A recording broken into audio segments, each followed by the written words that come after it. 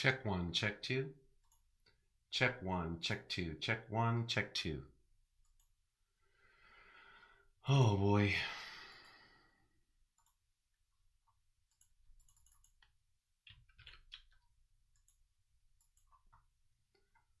Well, so much for that.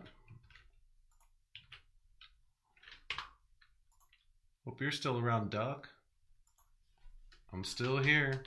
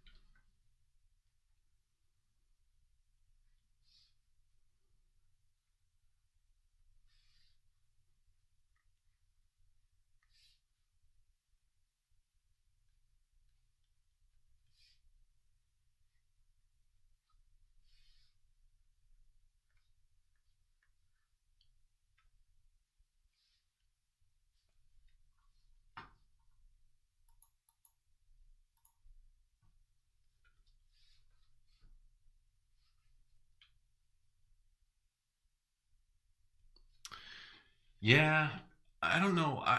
Maybe I had the settings set to low latency, but maybe that was like too much. I don't know.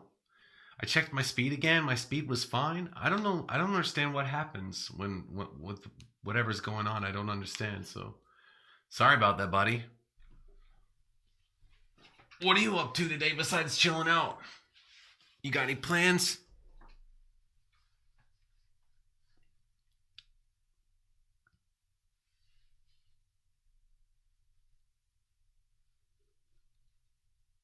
Oh, is audio sounding good? I feel bad. People drop by and it doesn't work, but it's kind of I don't know. I don't know what the cause is. So I mean, I feel responsible, but some part of me feels like maybe I'm not responsible for that. I don't really know why they're cutting, why it cuts off like that.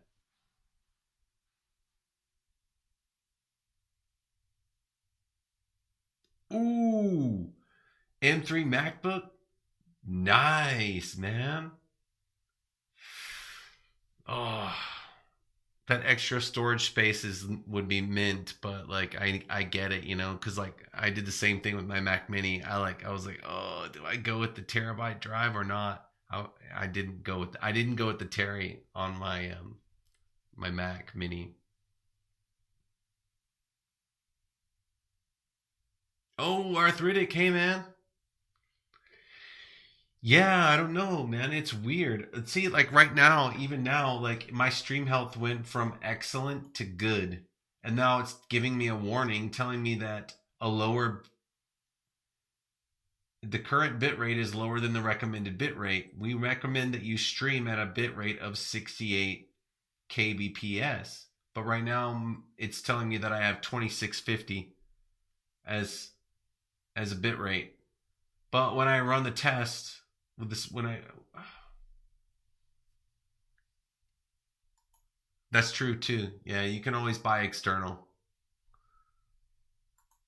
I mean, I gotta look at the stream settings in here. I mean,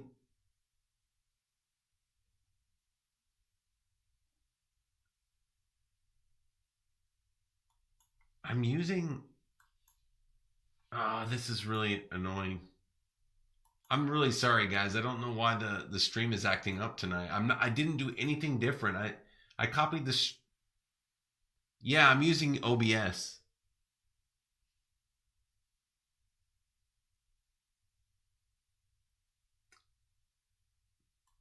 I really think that they're throttling my connection like somehow. But I can't be certain. Let me do a speed test while I'm online with you guys. Let me see what happens when I do that. I mean, everything looks lightning fast.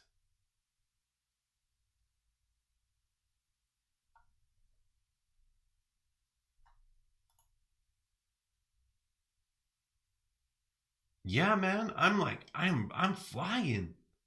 I am flying right now. Download speed is off the charts.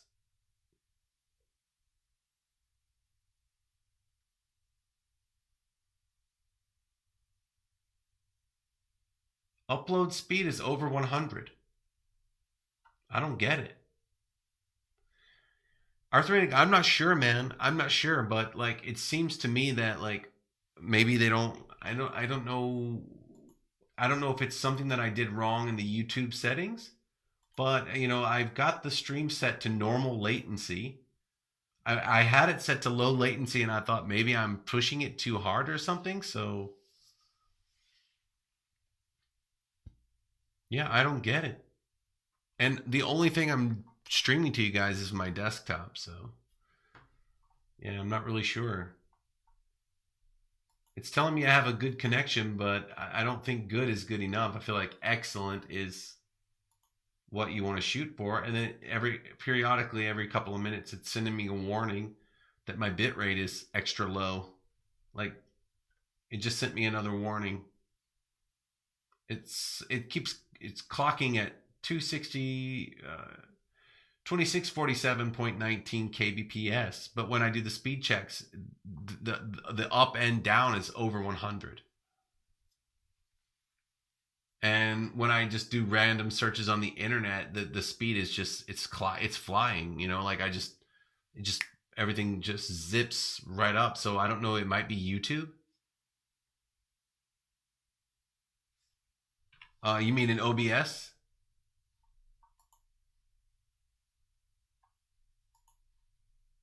Okay. The output mode, streaming. It says advanced encoder settings. It says 25 kbps. Do I need to bump that up? That number? Do I need to type in a new number, or just use a custom buffer size?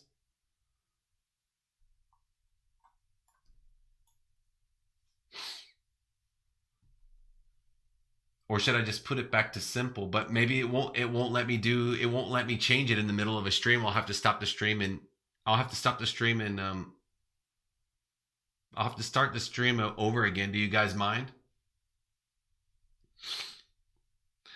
But it's really bugging me because you guys are both telling me that the connection's good.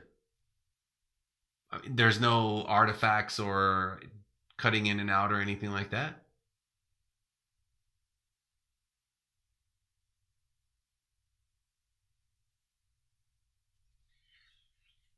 Okay.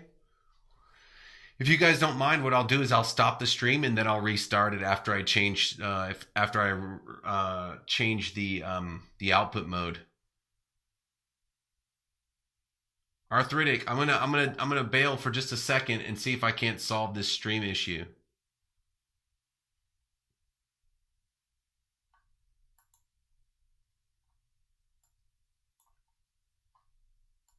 Okay, 1 second, guys. I'm curious if I should just like bump the bit rate up to the recommended 68 kbps. What if I just type in a new number there? Do you think it'll here? Let me just. Hey man,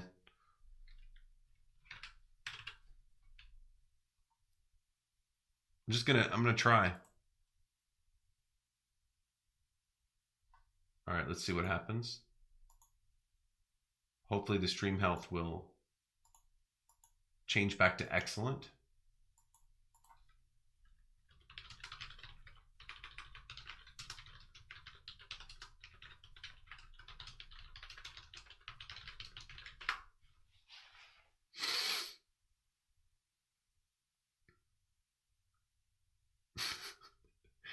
I would be embarrassed, if I really cared, but if people are like dropping by and they're just curious to see what's going on, I mean, it's probably still entertaining. But I mean,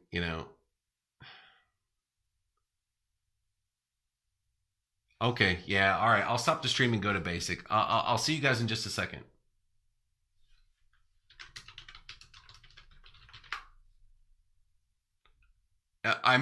You may have to find the new stream again. I hope it's not been too annoying.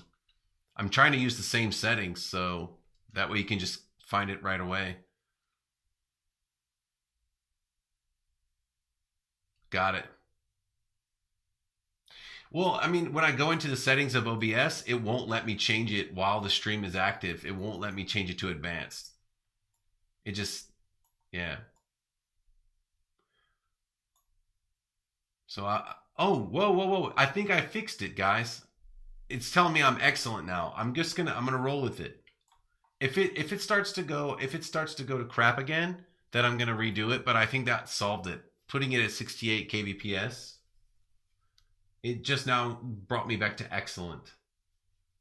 I'm just gonna continue along, guys. Okay, cool. Sorry, guys. I know it's kind of a drag. Just gonna continue on with this little fantasy world here.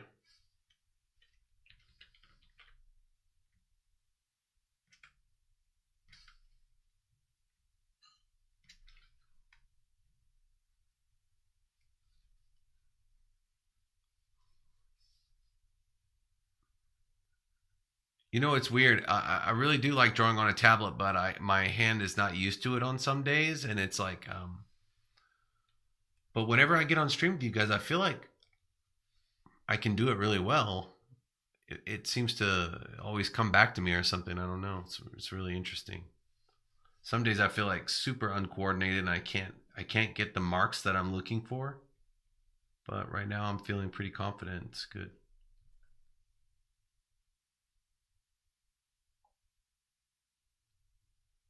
Yeah, that'll be my plan B stream, Doc.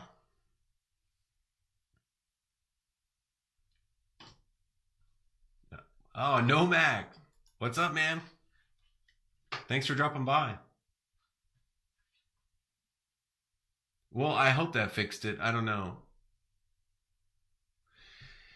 I wonder also if it could be that I'm using. I mean, my memory seems good. The pressure seems really low. I don't know.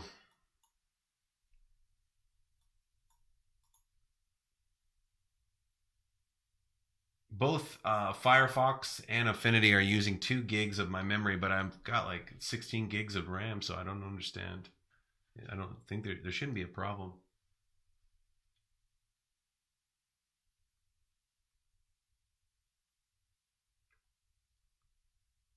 Got it. Thanks for the tip, Stream Doc. I'm gonna probably after this, I'll probably just change it back to simple. I don't even know why it was on advanced. Maybe it just started that way, or maybe I was clicking around in there like looking for some kind of setting, and then I just left it like that during one of the past streams. But I don't remember ever touching it and making it advanced specifically, for any reason or anything like that. I think I was just looking to try and get it to work. You know.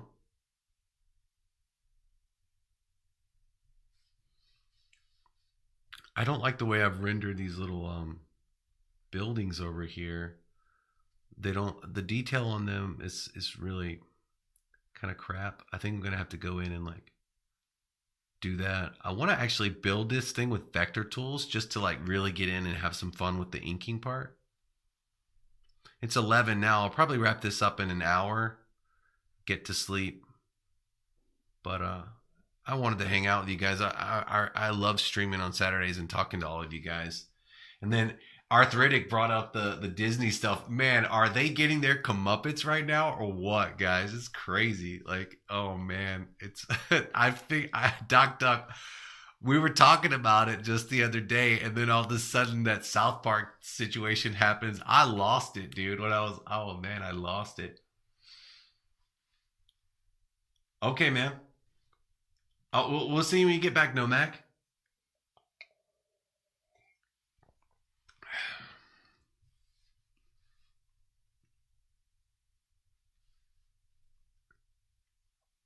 Oh, that was good stuff, man. I thought of you. I was like, dude, I bet Doc's losing his stuff right now. It was so awesome.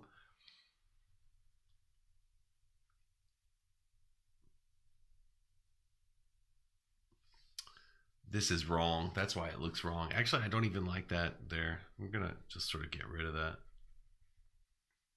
I think this is good right here. Looks a little bit better. That rock face, I like the way it. It's like if you simplify the shapes, it looks a lot better. Maybe they don't need to see. Maybe there's a tower that looks off in this direction. Let me bring the perspective back. So, and I think also that's it. That's why it looks wrong. The perspective's wrong. So it's like it should be sort of like this. Like if I just draw another square here and then put a circle inside that square, I need the tech pencil for this. Okay, so it's like I go here, here,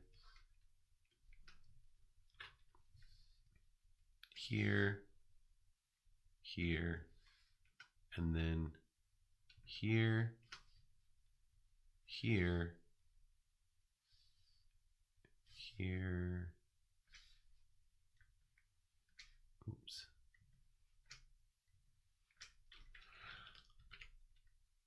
These days I'm very careless with the pencil work that I do because I realize how flexible all the tricks that we've talked about. Like I can just get rid of this with a filter or anything. So it's like these days I'm really just sort of flying by the seat of my pants when it comes to line work. I don't even care about the layers or anything anymore. I'm like, I'll just draw over it. Like it feels great actually. I love it. I love doing things that way. And then we gotta go down from here. Even though that's behind the rock, still want to like sort of show it. And then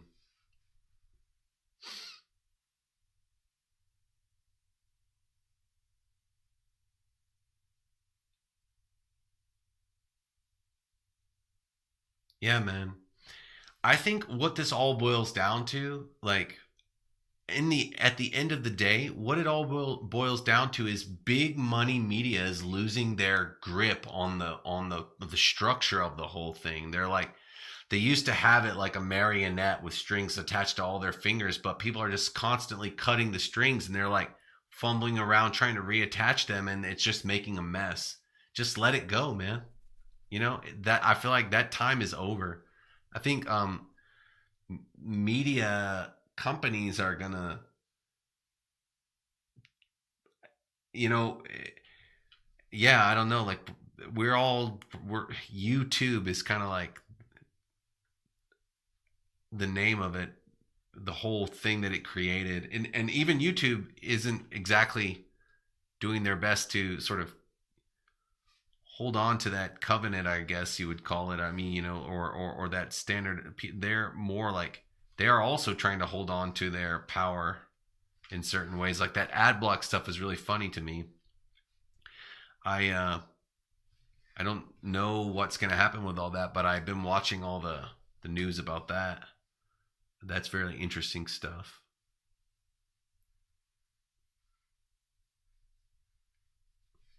There we go. This is what I was trying to do earlier, and then make it come down into a cone to hit the center of that. And then that looks much better. That looks much more realistic. And I think that's why this stuff looks wrong. It's just the perspective's all wrong. That's all. We can fix it pretty easily. This one's got to go too. Sorry, guy. If you're gonna draw in perspective, you better draw in perspective. You know, you don't I don't go willy nilly like I just did. You'll end up redoing your work. Just do it right from the first time, and you won't have to redo it.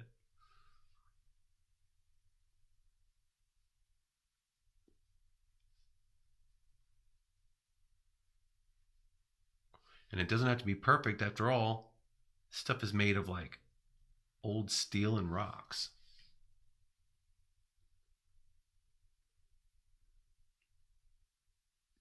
And then the curvature of the thing looks wrong.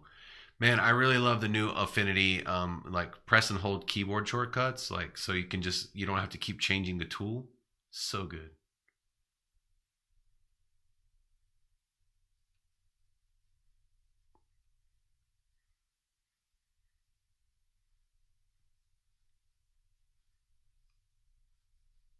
Here it is, with a little bit of that in there. something like that. Yeah.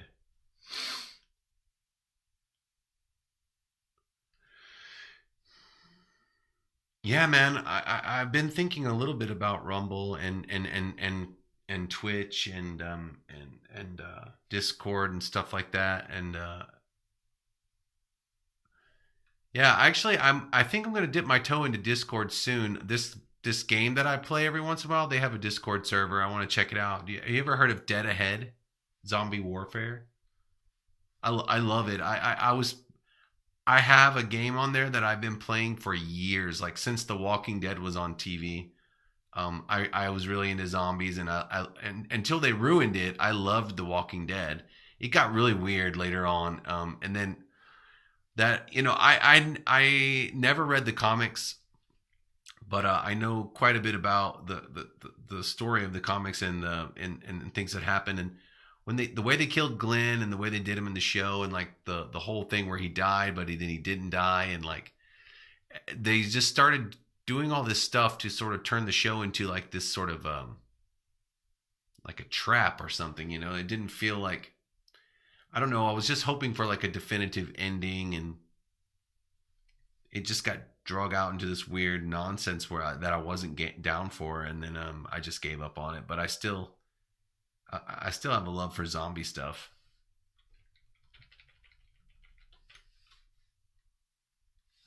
It's really cool, man. It's like a turn. It's like a You have to just check it out. It's definitely a game that seeks to part you from your dollars in your pocket, but at the same time, they're really fair about it, and like you can play without spending any money in the game. You don't have to like buy the things, and it's still fun. Yeah, man, I love playing it on iPad. You can play it on your iPhone too, but it's like the the iPad version is you get a bigger screen. So yeah, if you've got like an iPad laying around, it's dope. I love that game. The sprites are the artwork is what I really like. The mood of it, the vibe of it. It's really cool. The guys you've got like you can basically sort of hire team units, and you guys drive around in a bus, and you basically try to like get through all these barricades that are set up to obtain like gear, to improve the strength of your crew, and yeah.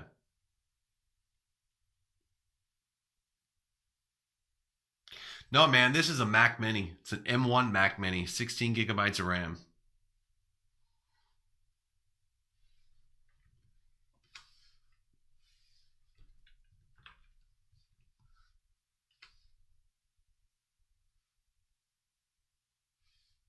Ah, nice.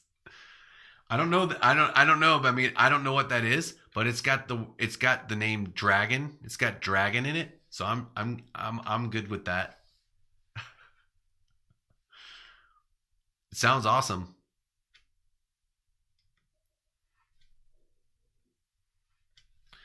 I I would probably play a lot more games than I should. Luckily for me, I've got art, and it's kind of like taking up. I had to sort of put a limit on it, so I was like, all right, if I'm gonna have a game on my iPad, I'm only gonna have one game at a time on it. And so luckily, the Dead Ahead, they keep all my data synced with my Apple Store account, so I am I don't have to worry. Like sometimes if I just think like, oh, I've been playing this too much, I just delete it. And I did that with Dead Ahead, and I came back like a year and a half later. All my data was still there, so I like just picked up where I left off. And then on top of that, they gave me all this bonus game cache because they had made updates which nerfed certain units. So they were like equalizing all the players because of the buffs and the nerfs. And so yeah, I can't jump back into the app, and they gave me all this cash that I could spend in the game to, upgrade my units and build up my teams. And I was like, oh man, that's really cool. They didn't have to do that.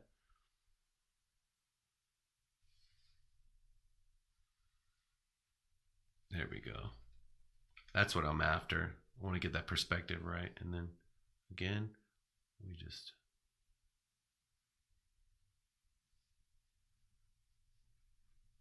over here.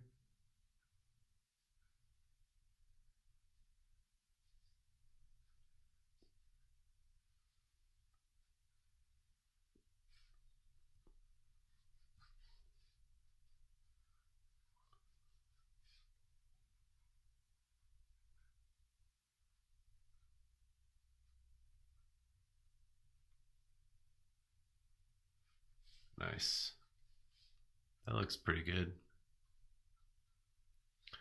I'll have to maybe like do half of this. Maybe I'll just work on the drawing during this stream and then pick some colors, and then next week maybe I can get into the inking tonight, but I'll have to really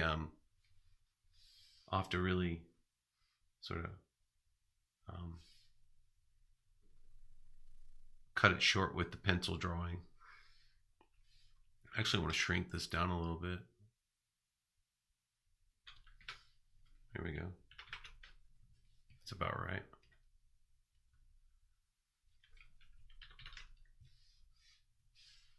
It's a mess right now with all the construction lines, but that's all right. Kind of want to put like towers and such in here, but I don't know what this culture is. Like, I don't know if they have radio technology. I don't know anything about these people just yet. I'm just kind of like winging it. Maybe they've got some communication devices up here.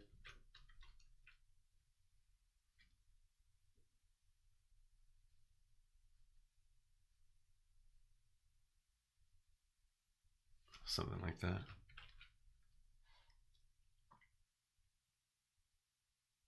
Yeah, man.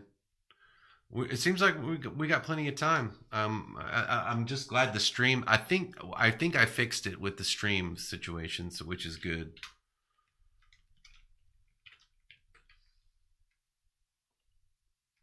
Whoa, whoa, whoa, whoa! What are you doing, Rob?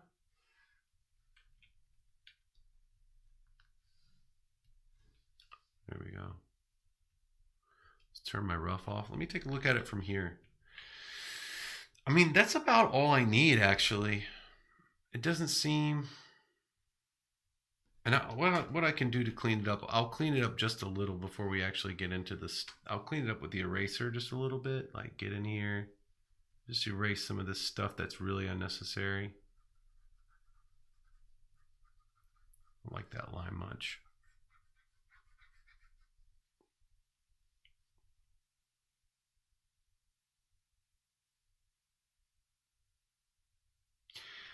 Oh man, so I mean, Nomac, yeah, like I'm sorry, man. Like it's weird. I've been doing my streams.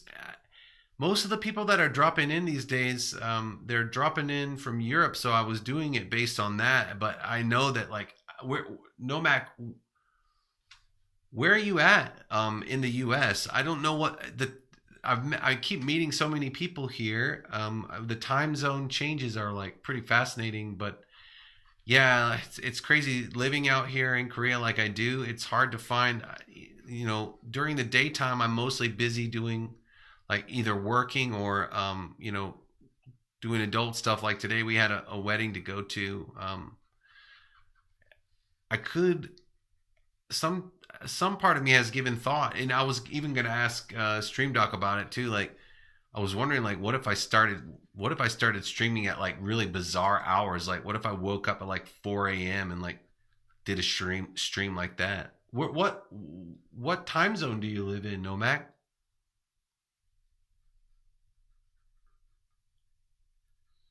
It's just for us, the way our lifestyle these days, the way we're living is like we work, both of us work. So it's like we work on the weekends and then we do whatever we got to do socially. And then we just come home. Like most of the time, my wife knows I would just much rather be here at home than out messing around. But we do try to, go out and do something fun every weekend, at least on Sunday or Saturday during the day. Today we had a wedding to attend. It was really nice. It was cool to see some other people getting married, and it was really nice to not be so nervous and stressful. And I was kind of smiling the whole time because I was watching the groom and the bride and like going through all the motions and stuff. And I'm like, man, I was only recently married, in a ceremony, so I just thought like it's nice not to be, nervous out of my mind and like sweating and like looking around at everybody and being like, oh my God, like I'm so nervous.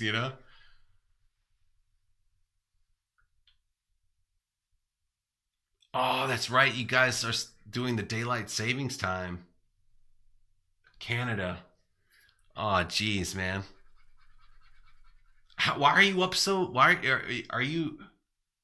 Are you just an early bird today, or are you normally getting up at this time? Or did I, because I pushed it back to not 10? I pushed it back to 10, and that made it an hour later. Man, I got everything's so crazy right now. Like the world's in such a weird place. Like I wish I could just like live stream every day, all day. If I could make money just chatting you guys up and like also drawing pictures and stuff and talking to people about Affinity, I would just do it. That would just be my job. I would love it if like there was what if Affinity had like a live stream help desk or something like that. That'd be crazy, right? I don't know if I'd want to do that job, but it could be fun. It can be fun to try to check it out, to like help people do stuff in Infinity, but like live.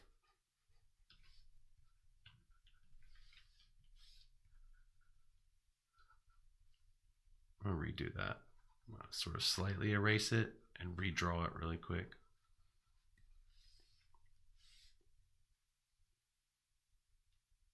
Gotcha.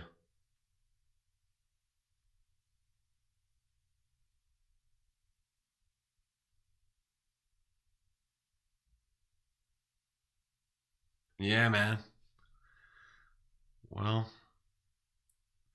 I don't know. Sometimes it's really nice living out here. Other times it's tough. Like I love Korea. Uh, there's a lot of stuff about it that it gets tough sometimes culturally, like mentally for me. I have to uh, sort of adapt to this culture when it goes against my nature sometimes, and but these days I've been living out here so long that it it's sort of second nature now. So it's not as bad as it was. There were a few years there where I was having.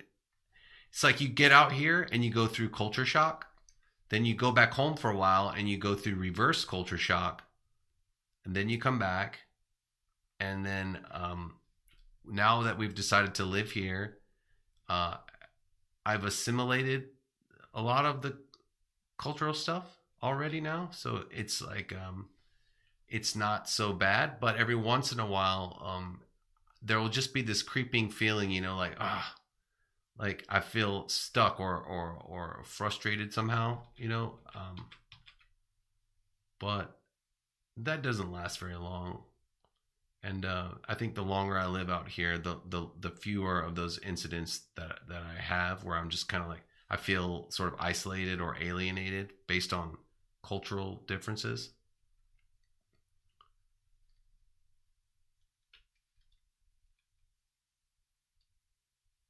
Yeah, man. Like I went back to the U.S. for a year, and while I was there, I was doing things that Korean people do, and people thought I was a little bit weird. But then I ran into a. I didn't really realize I was doing it, and then I ran into I went to the bank one day. No, no, no, no. It wasn't the bank. It was or was it? It was like a Walmart or something like that. And there was a guy. I think he was a veteran, and I in out here in Korea, when you give people money or when you give people things, there's a certain way you have to hold your hand depending on what the situation is. It's like with its money, you give with two hands and you receive with two hands. And I was doing it, and the guy's like, "Oh, you've been." He thought I was a military because he was like, "Oh, you've been in the service. You've been in Asia much?" And I was like, "Oh, I live out there, you know." And yeah, like the habits don't go away, and I found myself like bowing or sort of nodding to gas station attendants and stuff. People were looking at me like I was really weird. It's weird, man. I don't know, but I do love it. I do love it out here. It's really great. It's just and it does. It's weird. I don't speak Korean like absolutely fluently, but I do speak Korean pretty well. It's just I don't know if I could do like a stream in Korean, and I don't know how much, you know, I don't know if Korean artists would really care about what I was doing if I was speaking, even if I was speaking like fluent Korean, maybe they wouldn't be interested. Um, entertainment culture out here is a totally different animal. Okay, I think I'm gonna just sort of let that go for a while. I don't really like it, but I don't want to dwell on this too much. It's getting weird. I don't like it and I want to fix it, but I'm not concentrating fully, so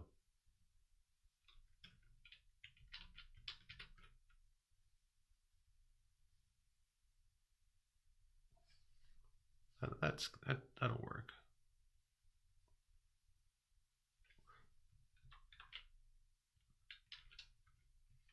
And there was something else in my rough sketch that I wanted to draw into. There it is. Yeah, I wanted to get that Moebius thing in there because like over here in this drawing here, I really like this part of it. Like right here where you can see this other hill coming out, and then you can tell that this thing is much taller than we think it is, and that landscape's much further away, that horizon. I want to do something similar in this drawing, so that's what I'm going to do.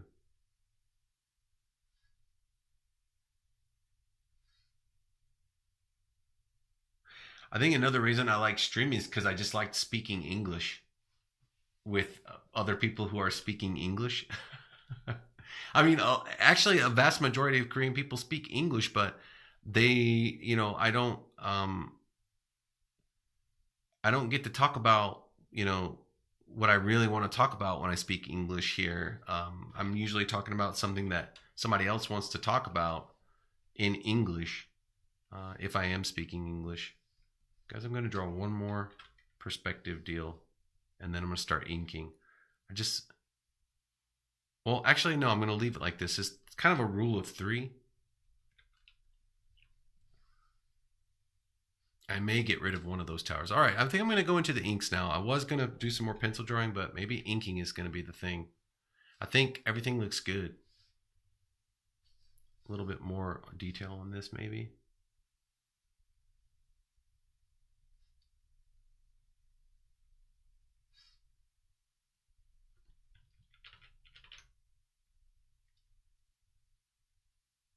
Okay, man.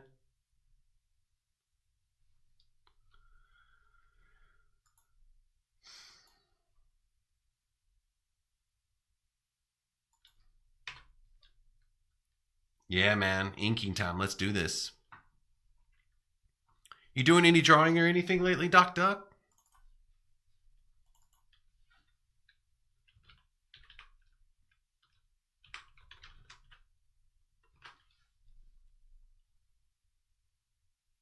All right, we're going to go into here.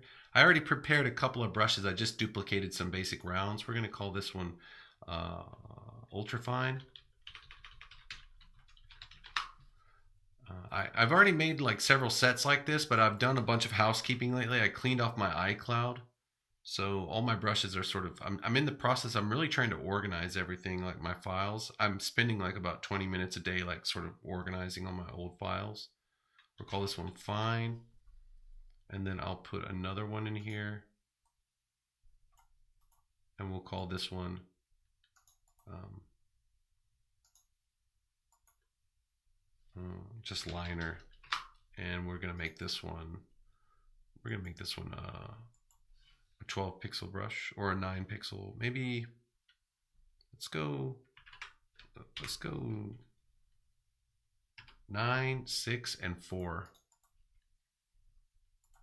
And then also what I want to do is I want to take this one and I want to change the variance. I want to make the variance like 90 instead of 100%.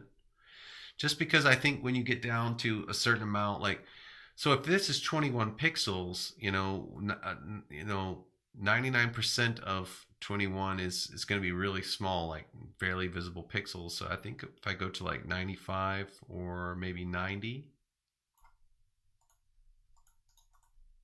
yeah, we'll go to 4, 6, and 9. Okay.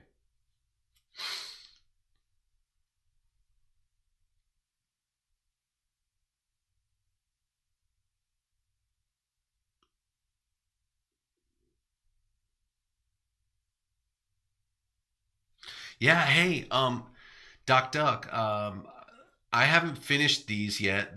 I'm still working on these, but I'm working on something really fun. It's going to be it's kind of a way to it's not it's going to be sort of like my version of like a Patreon or something, but I'll hook you up, man. Like I'm trying to build like a cache of tools that people can use, and if they want, like they can sort of support the channel with like $1 every couple of months or something like that. But I made some writing tools. I'm going to include it in the cache or the cache.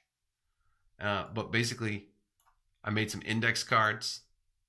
You can actually print them out like 3x5 and stuff like that. Like just different writing tools. If you want to do some story thumbnails with some, actually writing. I don't know. I'm working on it. I'll hook you up when we get in there.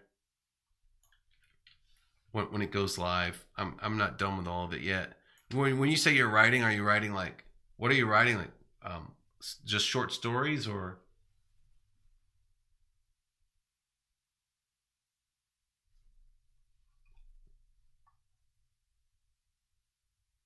Yeah, man. I don't know. The problem with me is like I have so many ideas and it's hard to follow through on all of them, and I try to these days I find myself holding back, a lot because I don't want people to I don't want to spread myself too thin trying to manage like all these different projects. Let's see. I'm going to turn off my rough and bring this all the way down, something like 25, maybe even less. 25 seems fine.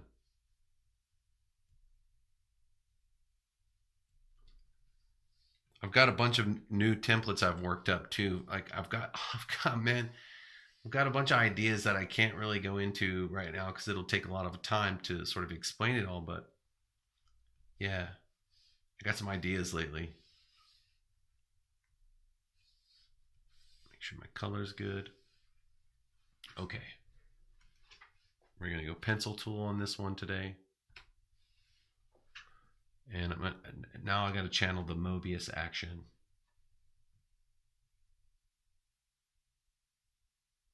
No, that's not it. Here we go. And then use fill. No. Auto close. No. Okay, cool. All right, let's do this.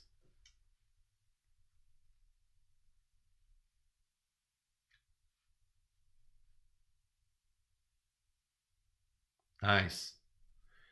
Yeah, man. The world building stage is super important, I think.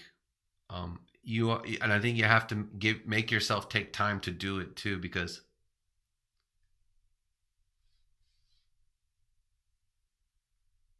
if you don't. Yeah, I think the world building is what makes it great. The greatest stories that have been told are all about these worlds that have been built. Like Dune is just incredible. Um, that's world building, man.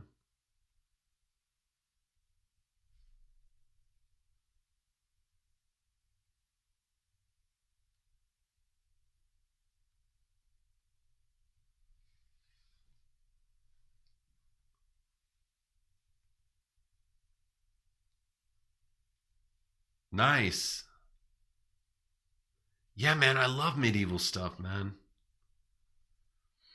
The medieval stuff is especially great because you can there's because we don't have like a super solid historical record from that time, especially like from the Dark Ages and things like that. There's all this room, to explore and create and improvise and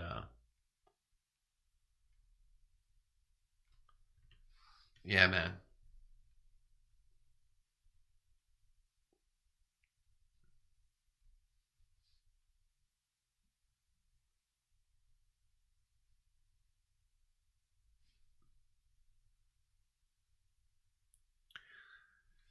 Man, Affinity added this crosshairs thing, and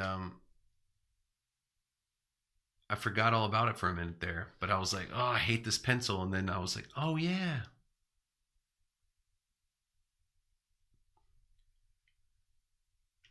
I'm just going like flat, straight line style right now. Why isn't this happening inside my vector layer?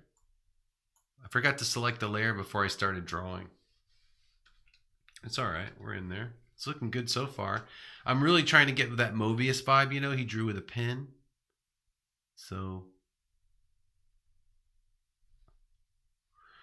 I was going to do this with brush tool, but I decided it would just be simpler if I did it with the pen. Let me, and also I noticed that, you know, 6.5 is a little bit thick.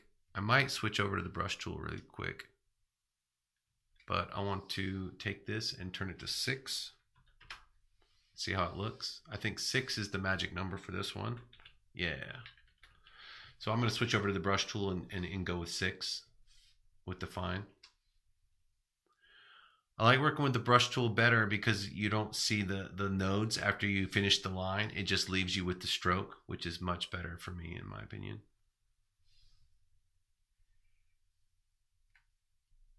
Okay.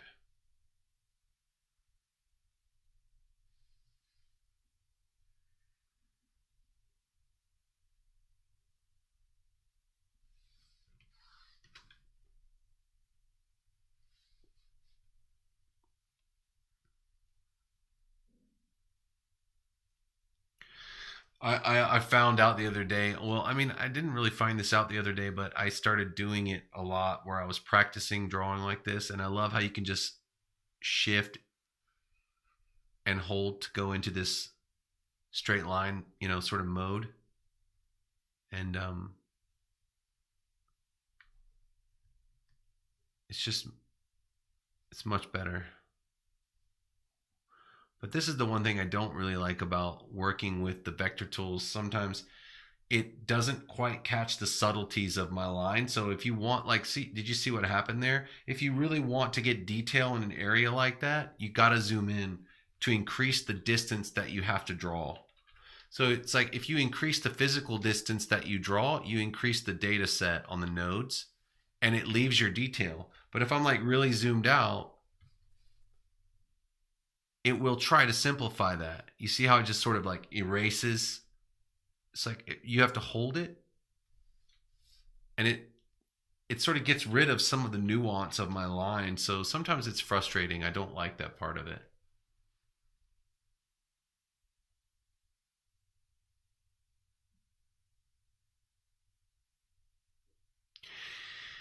Yeah, I did know that, but for this particular situation today, I'm really actually trying to avoid using pen pressure at the moment. I was thinking about using this pen pressure that I've created here, but I'm actually trying to avoid pen pressure with this one. That's just the way that I normally draw with that sort of tapered line. But I've been thinking about I want looking at this stuff. I was thinking that what I would do is I would sort of try to avoid pen pressure while I'm doing the sort of the basic outlines and the main textural elements. And then once I get going into the piece a little bit, I think I might introduce a little bit of a pressure variance. And I can always come in too and edit some of this stuff a little bit later.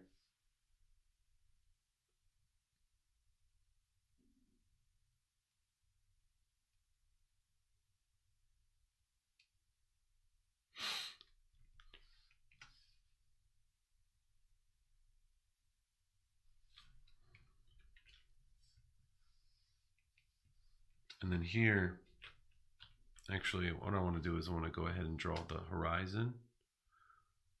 But it's like, with this horizon, I actually don't want it to be perfect. I kind of want it to be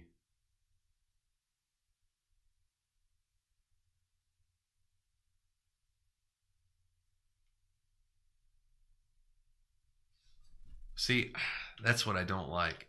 So I got to get in here really tight on this and do a little bit of this action.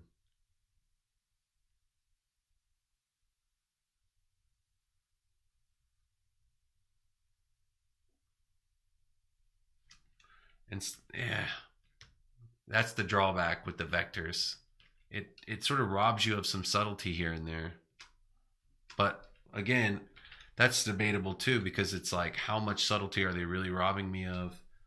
If you know, because when you zoom out, some of those subtle movements aren't even noticeable.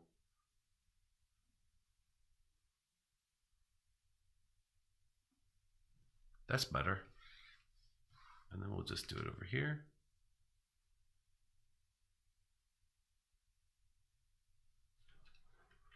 That one didn't turn out the way I wanted it to at all. Let's try this again. Actually,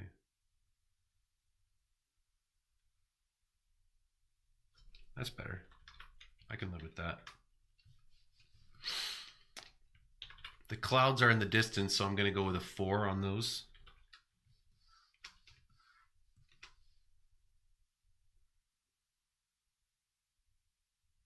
And actually, I think I will taper on the clouds. Whoa. Pressure.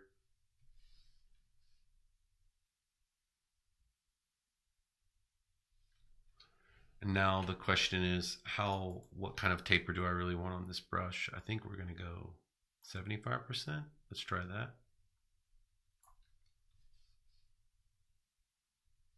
Yeah, that's about right. I want to start at a 6 and end it somewhere like a...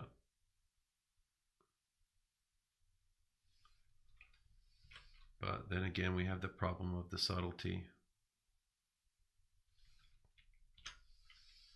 Maybe I need to go back. Yeah, I think we're gonna stay away from the pen pressure for this one. Brush defaults.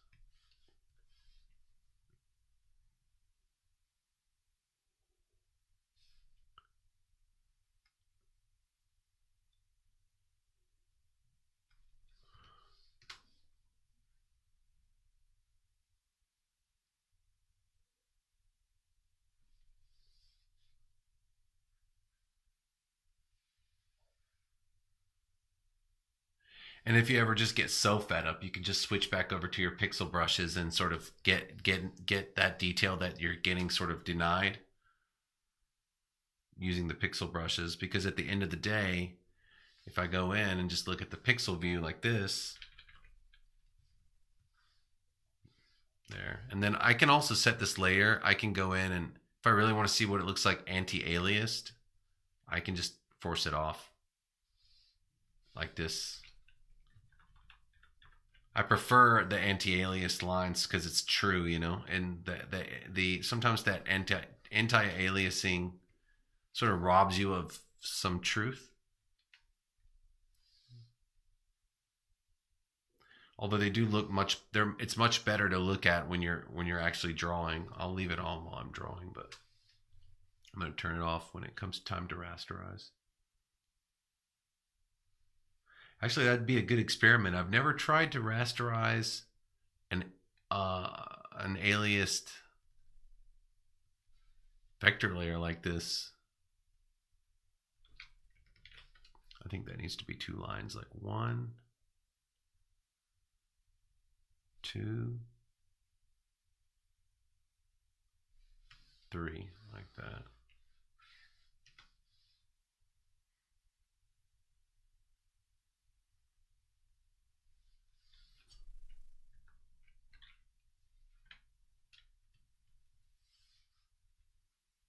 Nope. All right.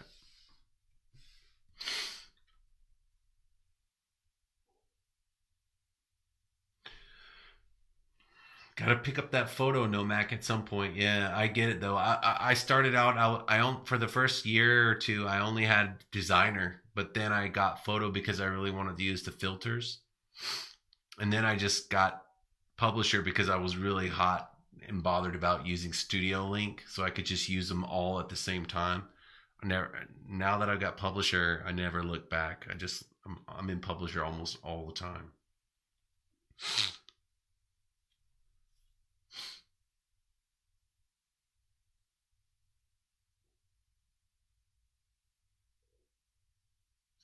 Yeah, man. Oh, yeah. I was just about to. Ah, man. You read my mind, Doc Duck. I bet you there will be a Black Friday event coming up soon. I bet you Affinity will have some killer sales.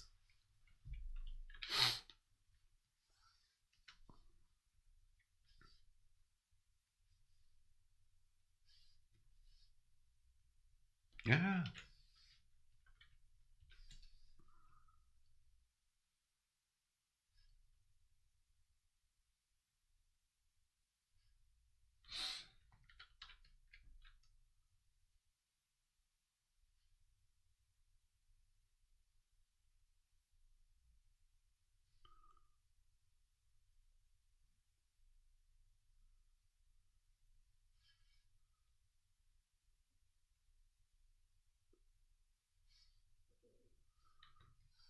This should be like a 9 or 6.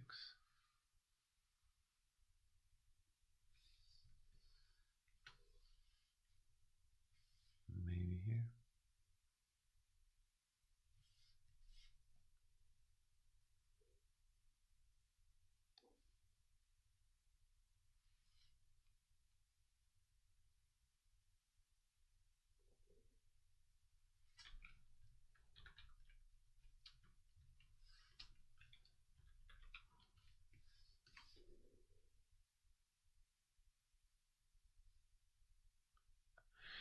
I might be able to get into the colors tonight. The inking's going really fast, especially since I've chosen to sort of limit myself. It's funny that we were talking about that earlier with Johnny Omaha, like limiting yourself. It actually frees you up.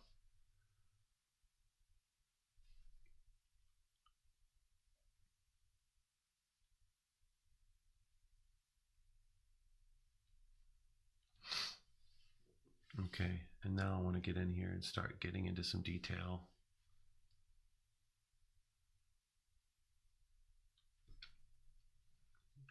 It's hard. It's tough though when you want to zoom out, and then maybe I should work on this a little bit. I'll go with the pen tool for this one. Kind of want to turn off the snapping and go ham a little bit with polygon mode. Oops. We're going to put pen tool. We're going to go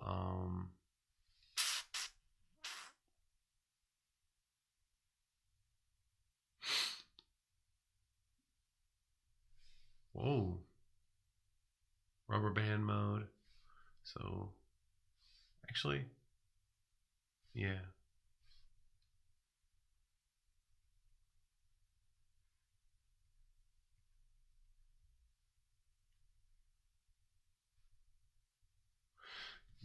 Turn this off really quick.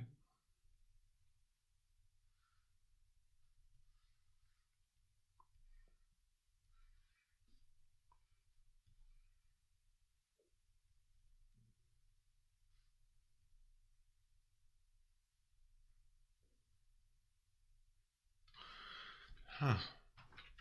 It's weird. It's not as responsive today. I don't know if it's just easier to do it on my iPad, but I mean, yeah. Snapping's turned off. That shouldn't be an issue.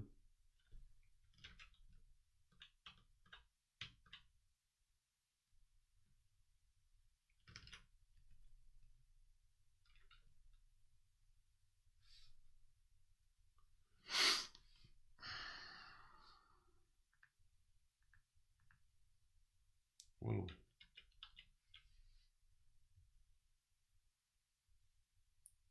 Whoa. Okay. That was weird.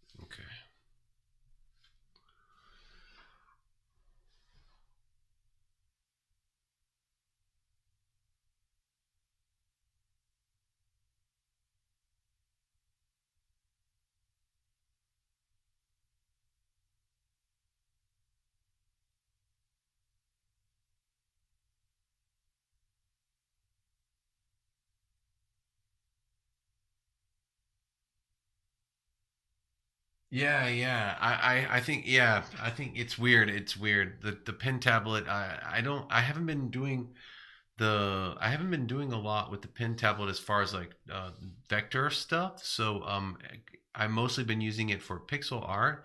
So it's just, you got to be really deliberate with it. That's what I'm seeing here. You got to be really deliberate when you're drawing in polygon mode. But actually, let's just run a test really quick. Check this out. All right, Nomad.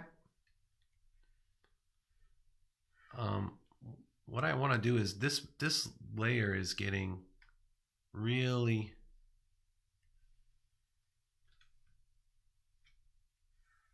bloated.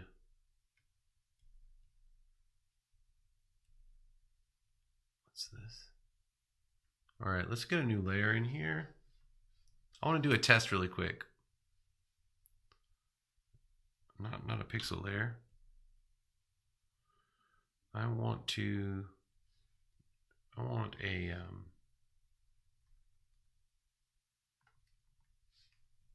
new vector layer. All right, what I want to do is I want to turn this one off really quick. I want to see what it's like when I draw it with the pencil tool. I think it's going to be different. If you draw it with the pencil tool and the control key, I think it'll go a lot differently. Let's try.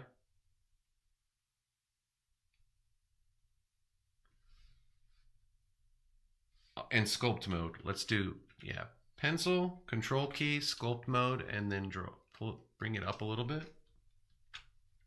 I think that'll be different. Sculpt. All right, here we go. Ooh. Yeah, much easier. It's all about the tool. That pen tool situation, you've got to click and then drag. I think when you're in polygon mode, it's expecting you to just click instead of draw. But when I see the pen symbol, I kind of want to draw, you know? It's like a pen, it's a fountain pen. So I don't like I don't like it how, you know, when you draw with it, it doesn't feel like drawing. Sometimes it feels like you're clicking and tapping, and that's not how you would draw with like a fountain pen, right?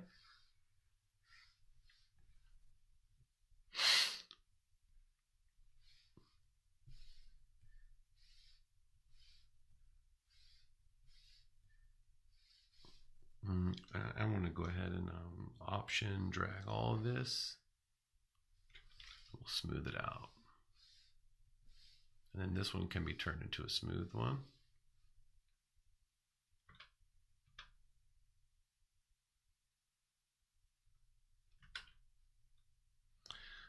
The node tool is an exception.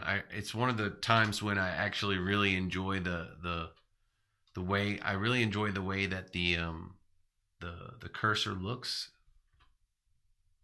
But this is also the drawback. You see those extra nodes that I'm having to delete? That's because I did this with the pencil tool in sculpt mode. So it's like there are little things about the system of drawing that I don't quite appreciate as much with certain tools, but I wish I could just like get all this stuff together in like a PowerPoint presentation and like just go to Affinity one day and be like, here are some things that I want to talk about with you guys. And they would be like, get out.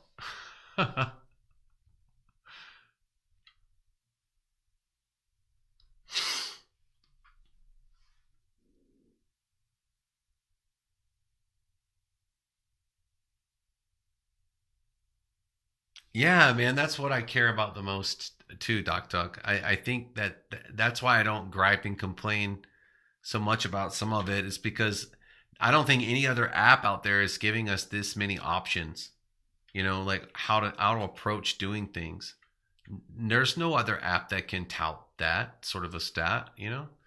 There are plenty. I mean, yeah, you can do all this stuff in Adobe, blah blah blah blah blah, but you know, with Affinity, at least you don't have to like shackle yourself to you know, a pipe on the wall and get, you know, take your beatings if you want to have your tools.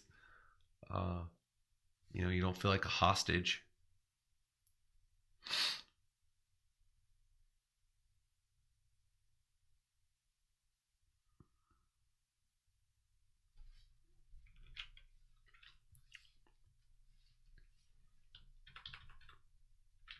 That's not bad.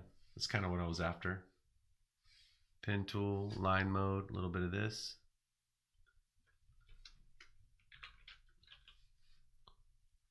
A little bit of that.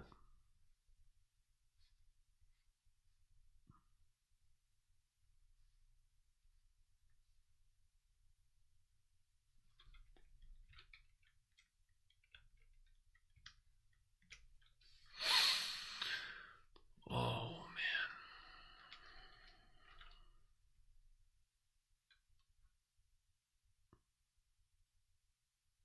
man. Oh, it's actually not going to be inverted, is it? It's actually going to be just subdued a little bit, like something like this.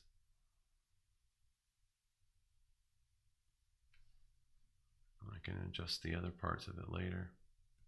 It would actually go all the way down, wouldn't it? So let's break it here.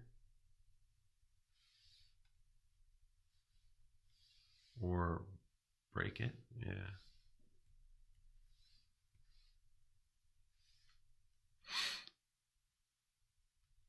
Break it. There we go.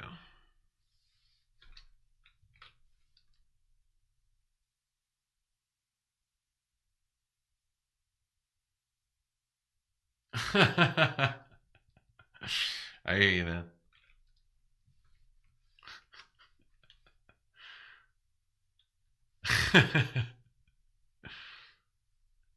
I wonder what's going to happen with the next. I can't wait to see what they're cooking up. They've got to be working on something special. Like they've been really quiet for a while. I mean, I know they're working. I'm in the beta program. They've added a few new tools. We got spiral tools now in beta, which is cool. We didn't have those before. There are a few new shape tools and stuff. That's really cool. I think they're working on they've been paying a lot of attention to publisher lately. It seems like publisher's getting a lot of upgrades and stuff, which is cool. I'm sure a lot of people are really happy about that. Publisher is just such a sick tool. I can't wait to actually like publish a book or something with it,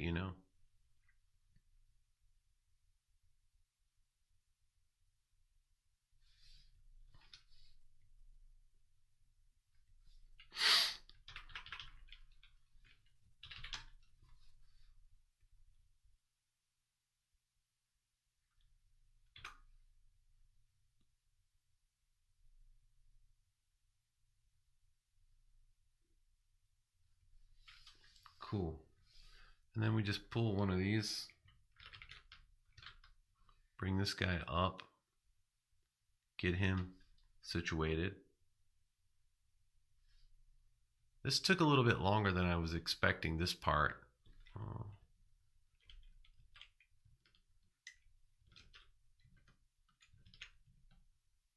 There we go.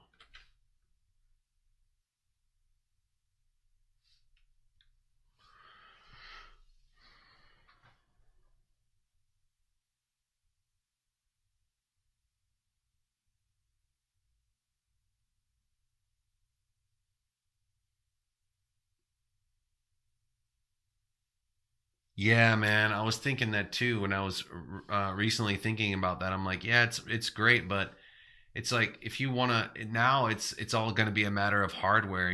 It's like if you want to run stuff like that, you're going to have hardware that is pretty incredible if it's going to do you any good. I agree with you 100% on that point, man. It's already bloated. I mean, about I don't know, it was a few years back. I was just really curious, so I signed up with Adobe just to see what they were up to. And I did a free trial, and it was just like they installed so much stuff on my system. It was crazy, and it was like I didn't like that they had this sort of gateway app. They have like this sort of gatekeeper app for all the other apps, and when you open it, you like have to be like, this is what I want to do. And then even on that app, they've got like ads and like, uh, you know, they've got like advertisements and notices and stuff like that on there that it's annoying. I just remember feeling extremely annoyed. Super glad Adobe, I'm super glad that Affinity is sort of, taking their lunch in some regards, their lunch money. I don't know. I was trying to come up with like I don't know. It's you don't want to wish ill on anybody. I'm sure. I don't know. I don't know. It's better to keep your mouth shut when you're saying stupid things. I remember being so angry when I couldn't open my Adobe software anymore.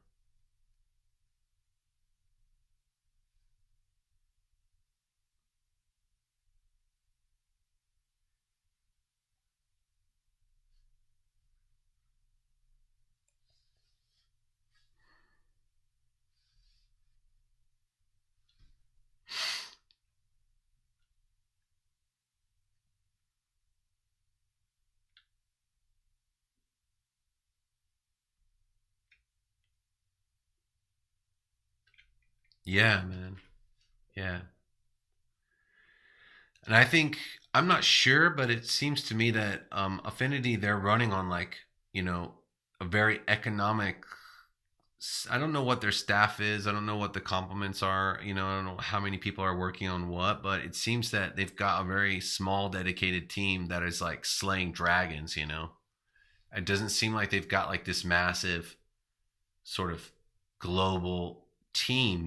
Like it seems they've got just some passionate people, the right, a round table, if you will, of valiant programming knights and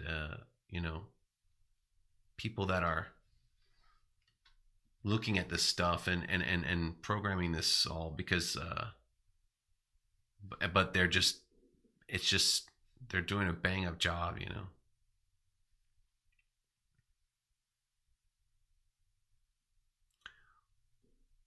I wanted to get like some Affinity clothes, like a T-shirt or something, but I didn't want to. I don't. I feel bad. I'm thinking.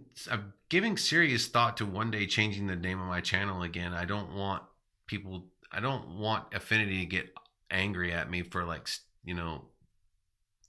I don't want them to feel like that I've stolen their name or something like that, or I don't want them to come to me one day and say you got to stop using our name. You got to start wearing T-shirts. People think that you work for us, but you don't. And weird stuff like that can probably creep in when you're a big business like that. I don't ever want to have a bad relationship with those guys, so I don't. But I'm actually probably gonna still order like some Affinity gear, like a T-shirt and a hat that I can wear around, just to like show my team colors.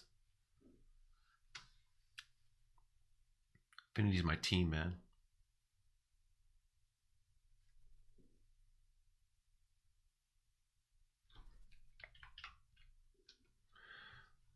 Well, it's not Moebius, but it's not terrible. That's good.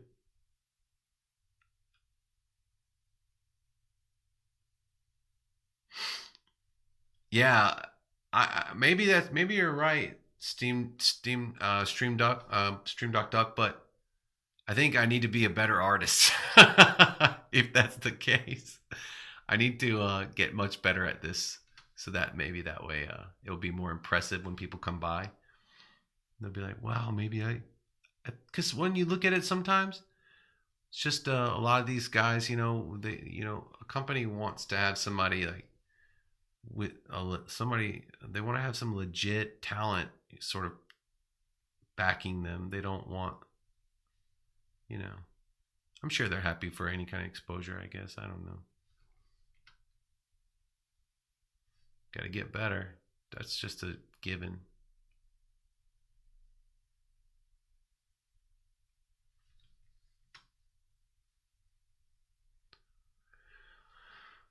I could get used to this, like this whole Moebius thing with how he would just draw with like a pen. I could get used to that. Like just drawing with some fine liners. Like I don't know. I really want to go in the direction of like Chris Samney. Like oh my god, man, his spot black stuff is just incredible. It's so good. If you've ever seen, just dude, I got it. Well, I don't know if I've ever showed this on stream, but I'm gonna show it. Wait 1 second. Uh-oh, what did I do with that? Where did it go? Did I just get rid of it? There it is. Check this out, man. All right, let me move everything where it should be. Check this out. I've got a board for Chris Samney. If you guys don't know Chris Samney, thanks, Nomac. That's really nice. You guys, thanks a lot. I appreciate it. Foster your creative affinity.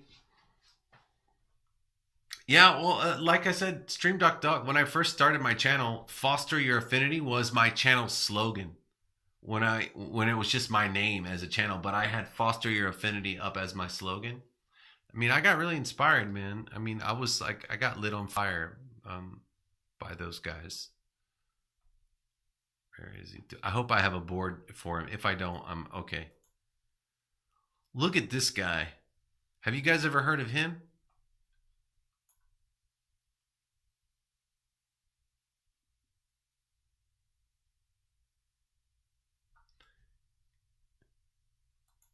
Yeah, I think Procreate Dream is going to be pretty awesome. Like, it looks really cool. Dude, look at these spot blacks, man. Like, look at this black and white, man. It's just, I just love it, man. He knows what he's doing with the ink. So good. He's got I follow him on Instagram. Yeah, man. Chris Samney. I'm a big fan, dude. Wow. Just look at some of this stuff. It's like Toth, man, but it's like Neo Toth. That actually wasn't Chris Samney, I think. I think I threw it in this folder because it reminded me of him, but oh, so awesome. Look at this Rocketeer, man. I think he I think he inks with a brush too. It looks like it from this.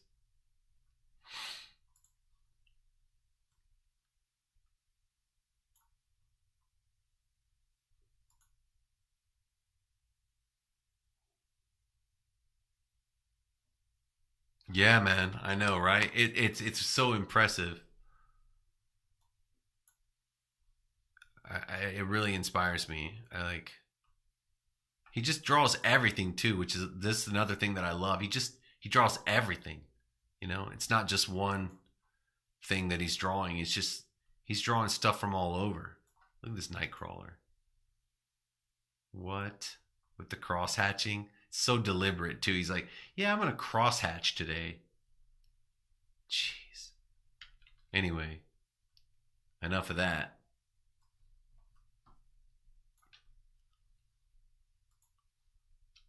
Man, I'm so glad my stream health has held up like it has. Otherwise, I would be in trouble, man. I'm really glad. I hope you guys are enjoying hanging out, man. This is awesome. I think I've got another. I think I've got another half hour in me. My wife's out there watching some drama, so I think she's good to go.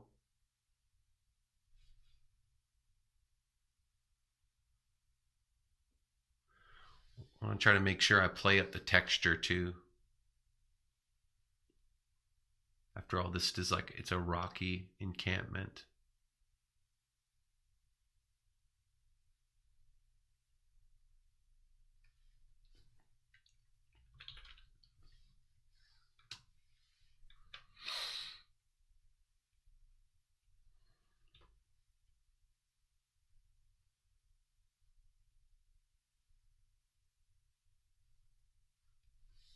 Cool.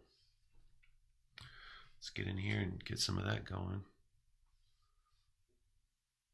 Oops. No, I want this stuff.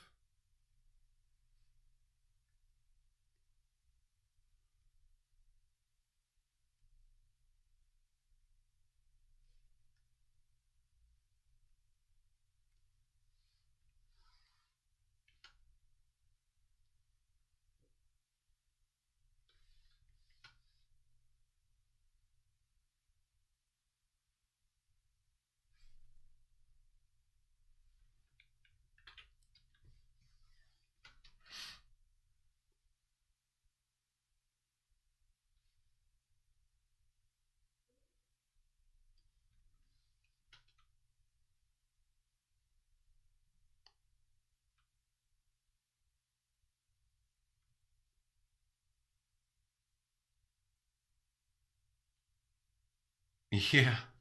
That's part of what it was for me too. Back a long time ago when I first got going again with art, I didn't want to spend the money on the supplies. I was like, man, I'm gonna go digital. Everything's moving digital anyway, and I didn't have a lot of space to work. I didn't have a good desk. I didn't have all this stuff that I needed. So I was like, all right, I'm just gonna find a good program, get like an iPad or a tablet, and I'm gonna go for it. And that's yeah, man. I am with you guys 100% on that.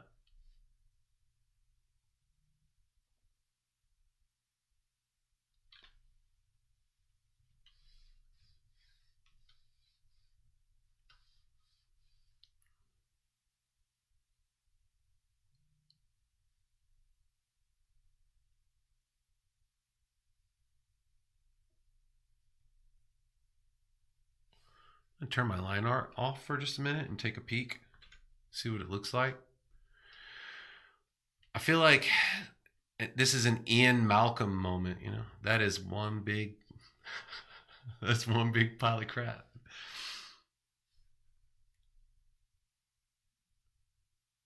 It doesn't quite look like rocks just yet.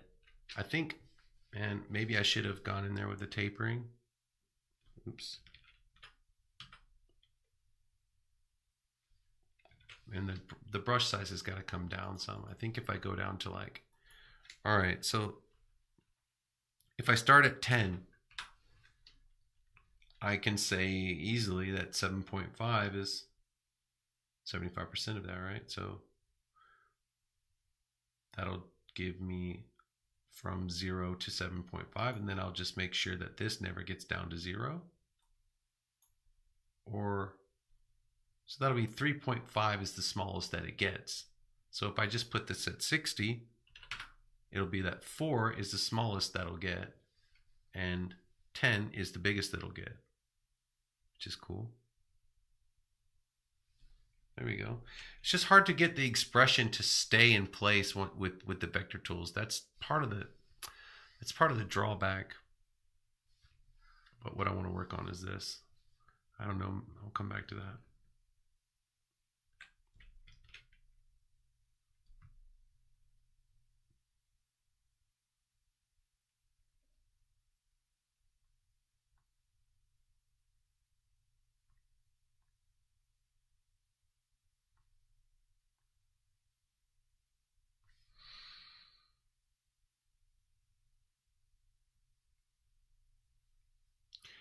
They say if you want to bring attention to something in the drawing, you got to put a little bit more detail near the thing.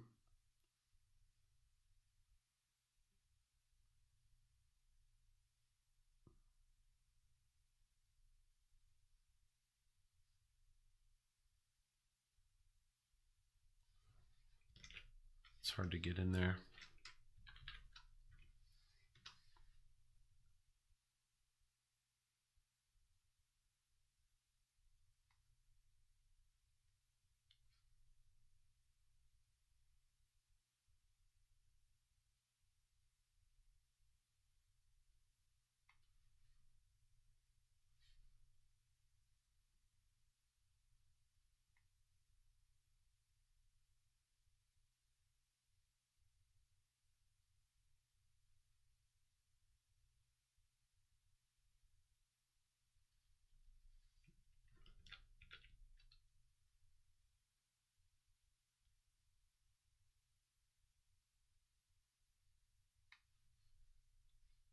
Here we go. That somehow makes it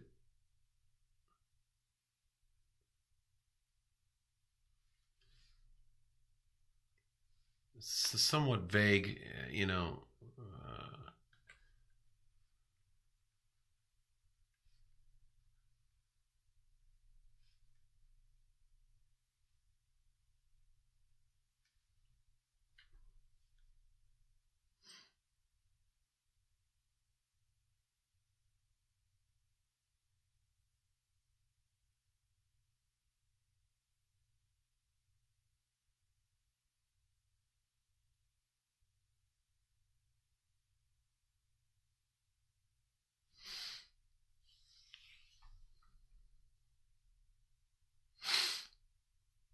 Yeah, man. Doc Duck's working on me. Trying to. I don't know. I'm thinking about it. Let me go back. I gotta read some of what you guys were talking about. I got lost in my drawing.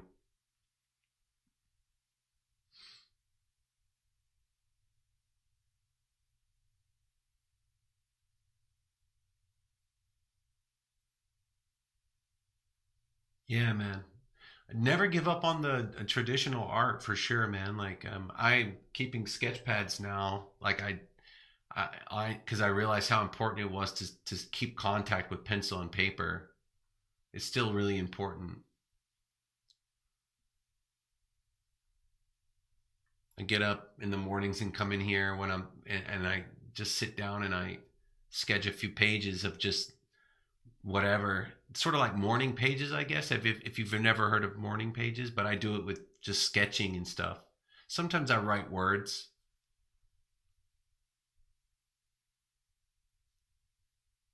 but I think it is still super important to keep traditional stuff going.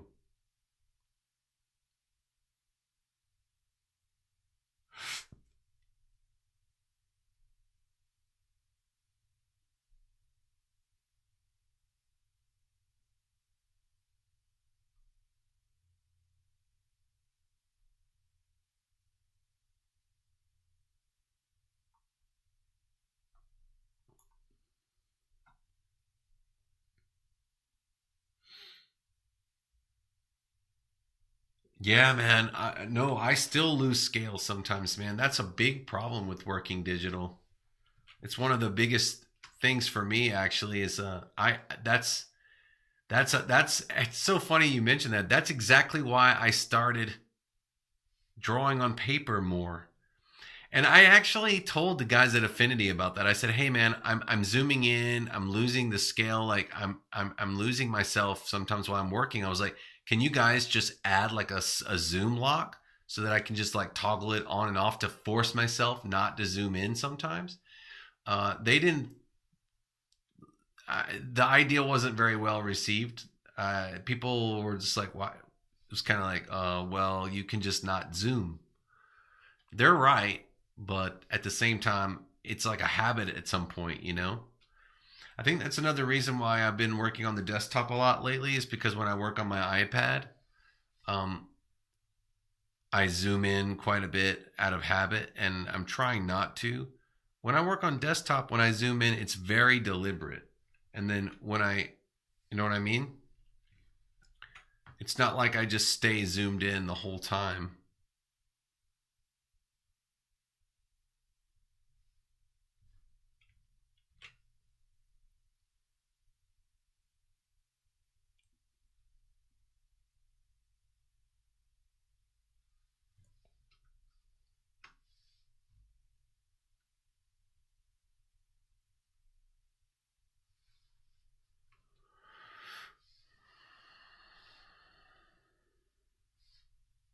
Yeah, I don't know what you were talking about earlier about defining some bluffs, but I think maybe it would be good to have like another sort of hill back here. So I think what I'm gonna do is I think I'm gonna make one. What I want to do is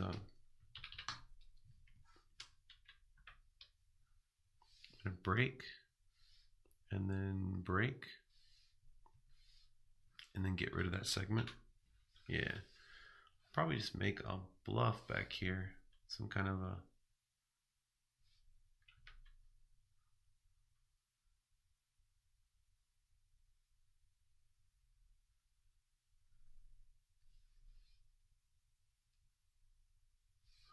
See, but I feel like what's the problem with it is you need to get smaller with the detail. So let's try.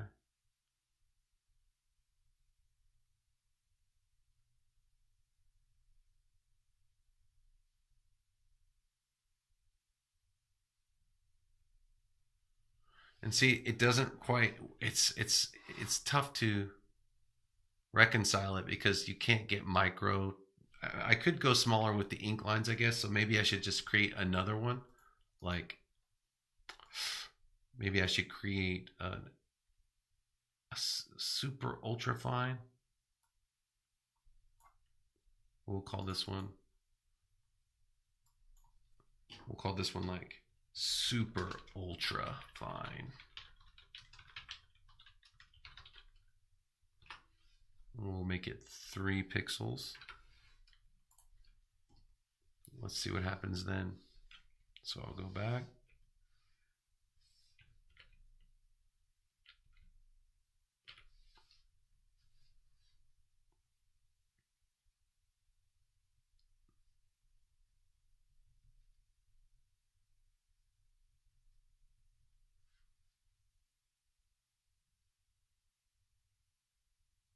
Ah, I see, I see.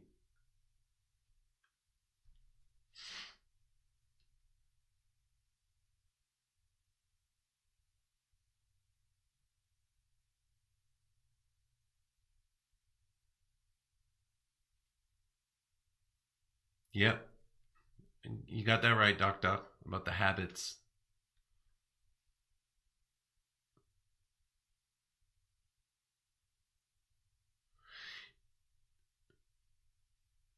Do you mean when you meant define the bluff, no Mac, did you mean like make the outline thicker? Like what was the meaning behind define it more?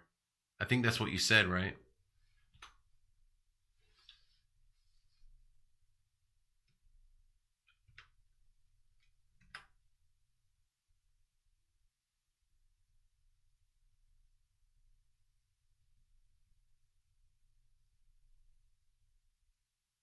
It's amazing that I'm doing this with vector.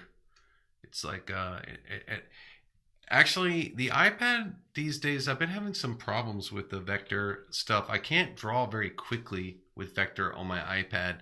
If you get going with your iPad and you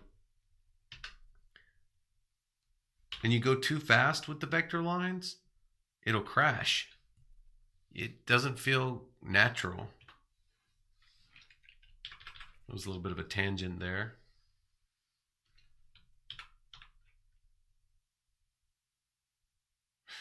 I could select all these outlines and stuff. Make the lines thicker. Yeah.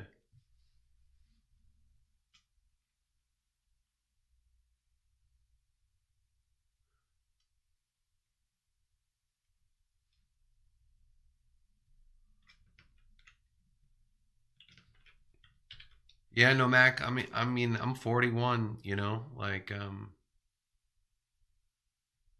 I'm not giving up. I'm going to keep going. I can see what it looks like with a little bit of a thicker outline on it. I wanted to try to like sort of... Oh no. There we go. Actually, I want to unselect that one. I would just leave it. Okay. No. No. Almost there. Come on.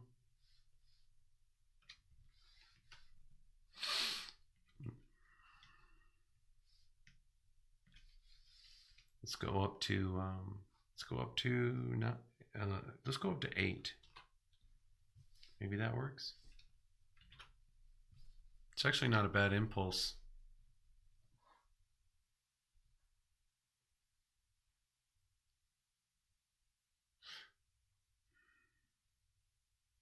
bad. I think.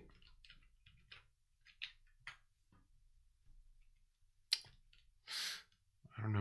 I'm gonna think about it some more. I'll think about that some more.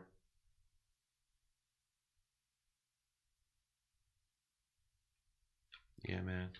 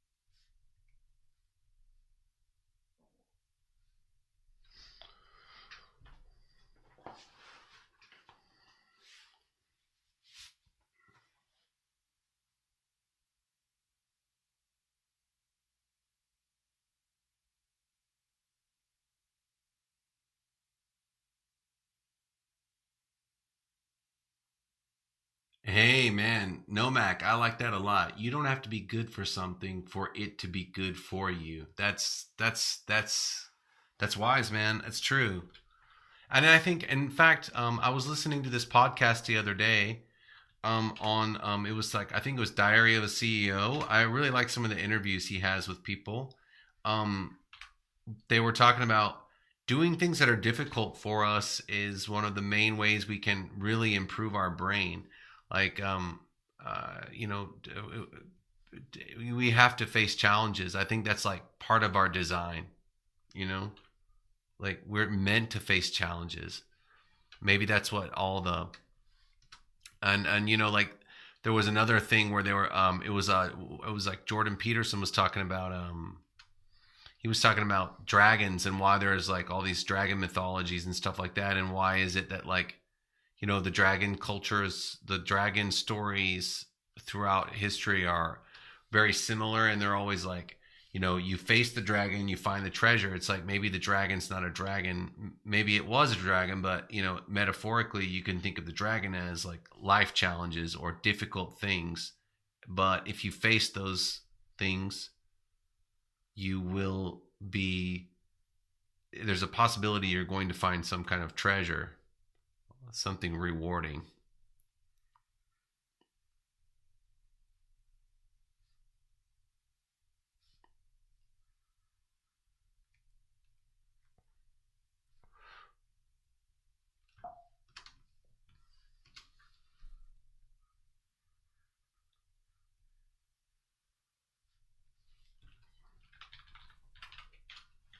I can live with that. That's not bad. I don't want to go too crazy on this. It's just a piece for fun.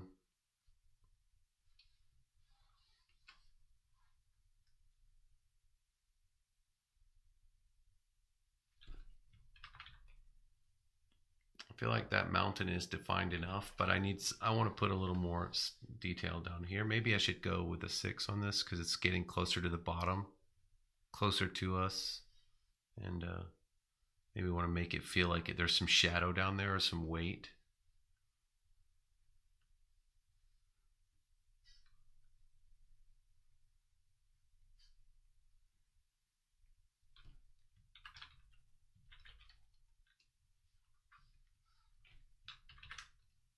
I gotta go back and study some more Moebius and like see what he did with his line weight. Like how much of it was done with the same weight, the weight of a line. Because I'm pretty sure a lot of his stuff is like it's a dead line weight. Like every line is the same weight.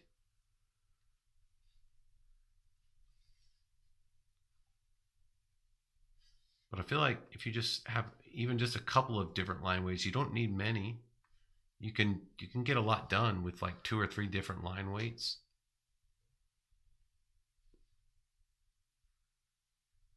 I'm drawing all this stuff even though it'll be outside the panel border. I set up the margin to act as a panel border. It's going to be like a comic book style drawing, like a panel.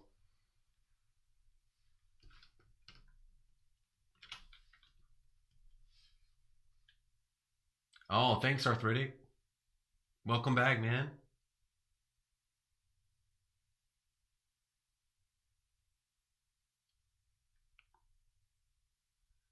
Yeah, like there are a lot of people I don't agree with a lot of stuff they say, but there's something to learn from everybody, I think.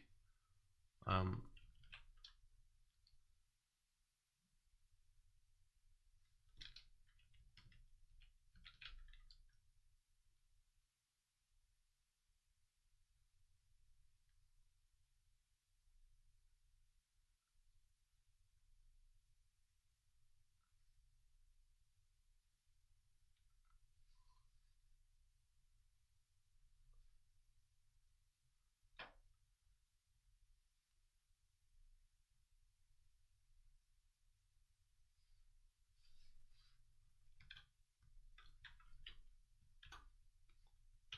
I think that's enough, and I think keeping the line weight small on that rock there is going to be better because it's a little it's further down.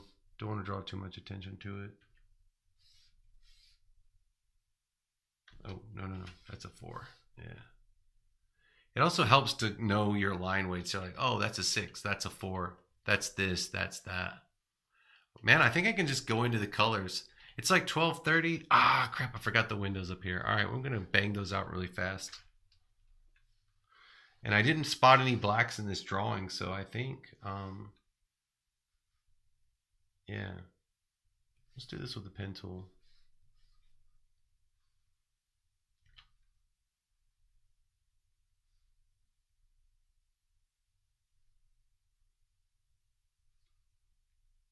Go one more.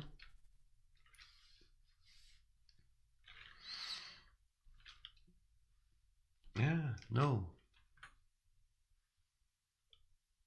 no.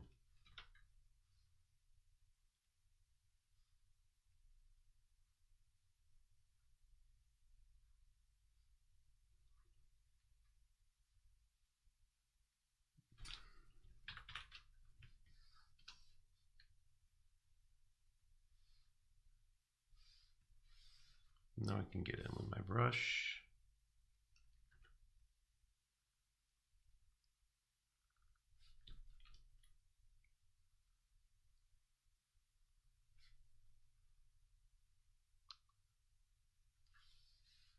And then just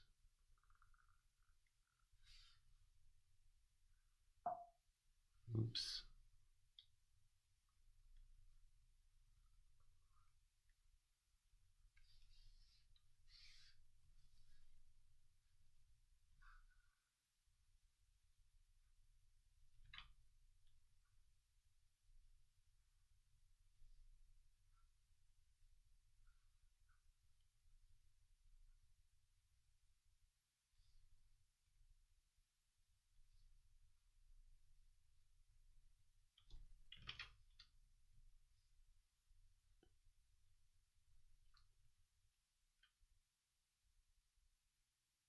Yeah, I hear you, man.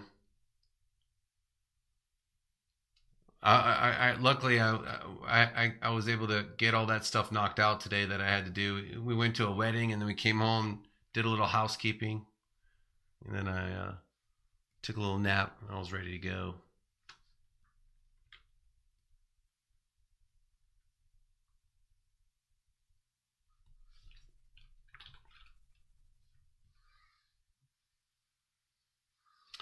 Man, it's I've been living on the edge tonight. I haven't taken many snapshots.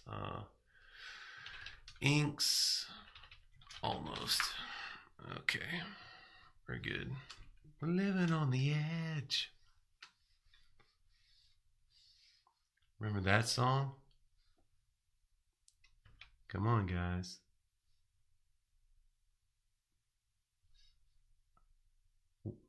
Little little Aerosmith, a little Wayne's World. Anybody? No, no.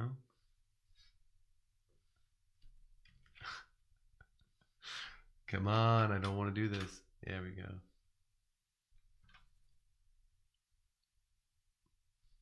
There we go.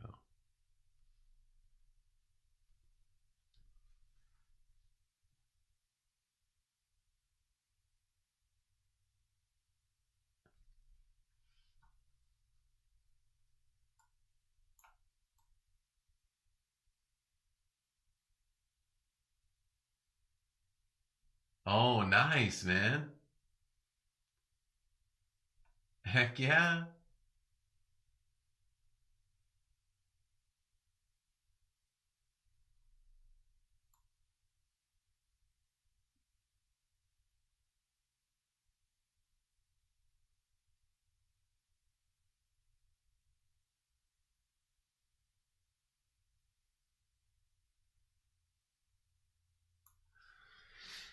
These days, guys, yeah, it's culture war out there, man. Everybody, it's like I see a lot of people, and it's tough to get involved in all that. I try to stay out of it, but I see it, and I'm like, some days, I don't know. I just think people are getting emotional because it's getting tough. It's getting tough to interact with other people, and it's we're in the information age. People are getting scrambled signals from all directions. Like people are being influenced in ways that it was not possible to influence people the way that it is now. So I think people get confused. I think people get mixed messages. I think they get scared. They get angry. It's like that's Star Wars kind of stuff. Fear leads to anger. Anger leads to hate. Hate leads to the dark side, man. I was going through that for a while. I don't know, man.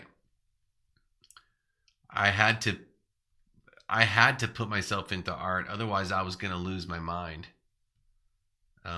If that makes any sense. If I hadn't just given myself over and told myself, all right, it's time to draw. Like everything else is nonsense. It's time to just do art. If I hadn't done that, if I hadn't made that return, I would have probably lost my sanity.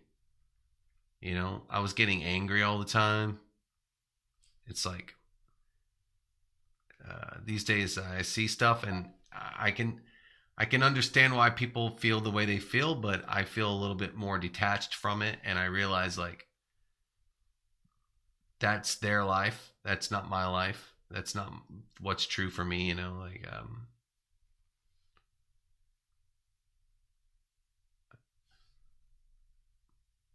a much happier person now than I was about a few years ago.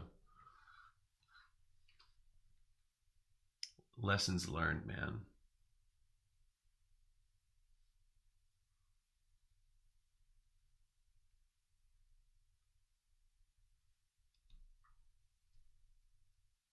73. Yeah, yeah.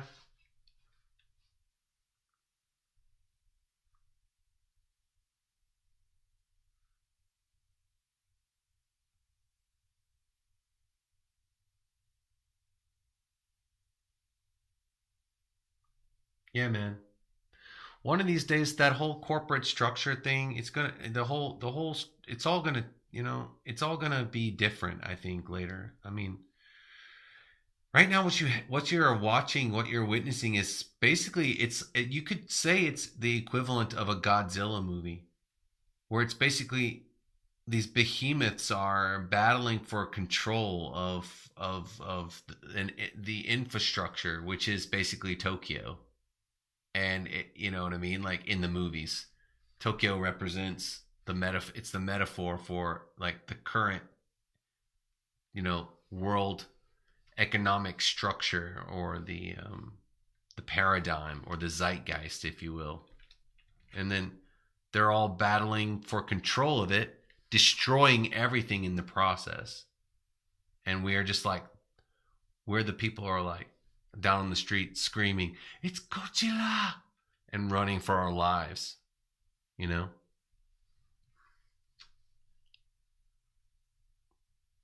And believe me, I don't think they give a crap. They do not.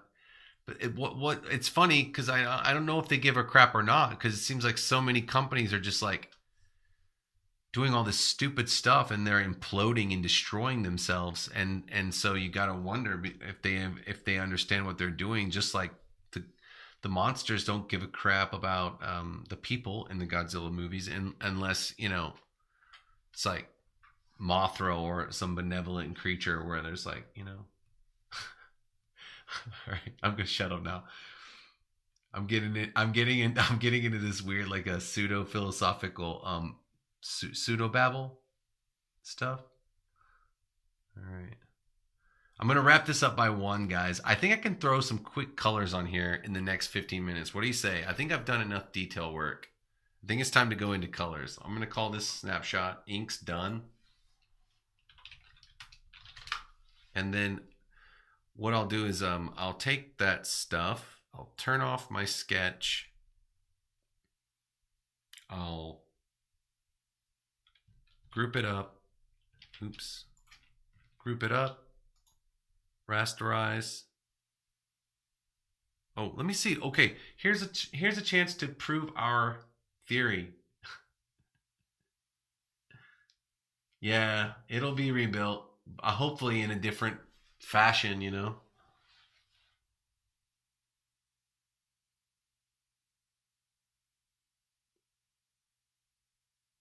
Yeah, arthritic. I feel you about just wanting to do what you feel. Man, it's one of those things. It's tough, especially if you didn't go. It's hard for me to talk about that kind of stuff. I've got a lot of emotions about it, but I didn't take. I sometimes I tell myself I didn't take the right path, but I think that can't be true, because if I didn't take the paths that I took in this life, then I wouldn't be here. And if I'm in this moment now and I'm here, if it's better than bad, it must be good. So wishing that I had done things differently, it's useless. And then I think about that, and then I think that means that I'm doing what I should be doing in this reality, or this life, even if I don't understand it. As long as I'm trying my best, um, maybe I'm doing okay. Actually, this thing here, I want to redraw that. We're going to redraw that.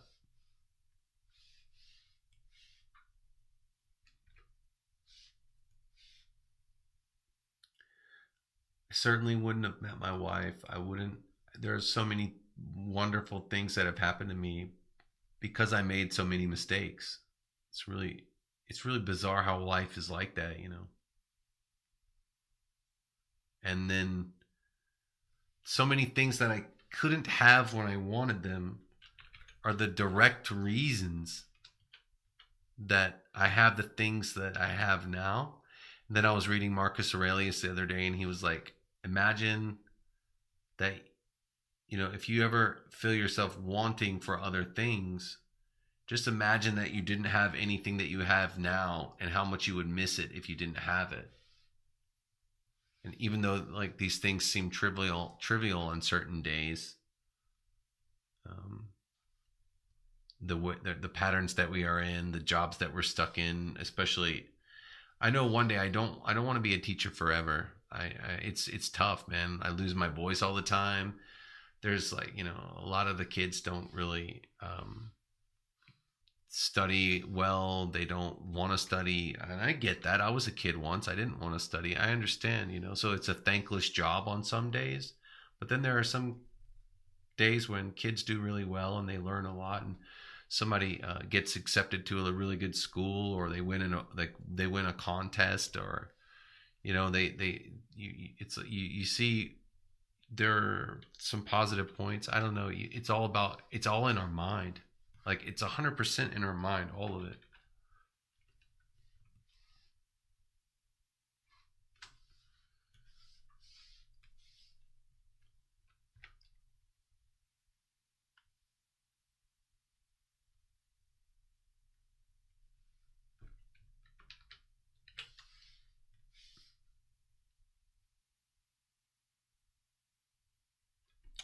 Yeah, man, it's still untitled, isn't it? Jeez Louise. Whew. Okay, let's go to desktop. We're gonna save this as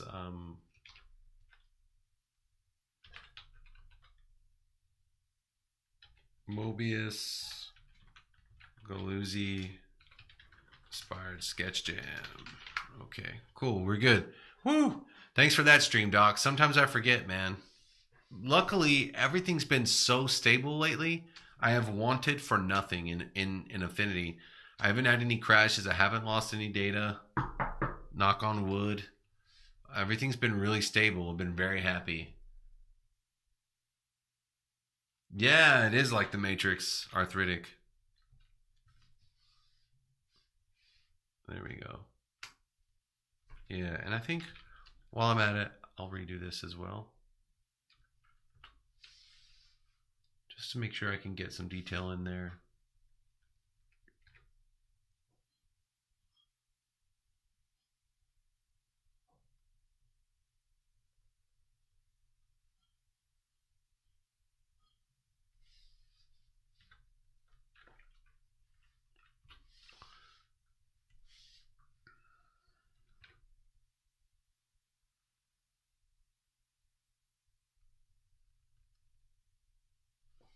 That's better. It looks more organic. Ooh. Okay, now it's time for the big test. Here's the question and the test. The thing that I want to know, that I can't remember if it's true or not, but I have this theory that if I go into the vector layers, if I go into the settings and force the anti-aliasing off and then rasterize the layer, will it rasterized anti-aliased? Or do I need to adjust that with a threshold? Part of me thinks I do. Let's just see what happens. All right, I'm gonna call this pre-experiment. All right, here we go. Rasterization time.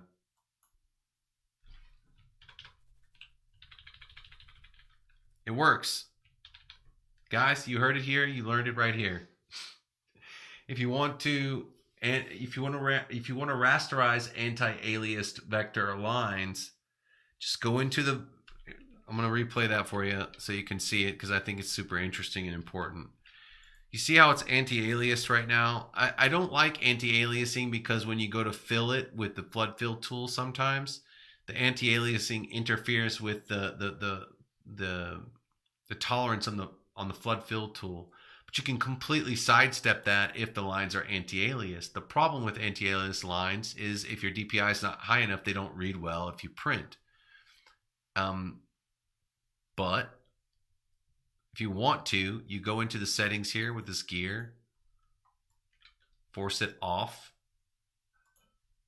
and then you can rasterize. And it works. So those are unaliased. Those are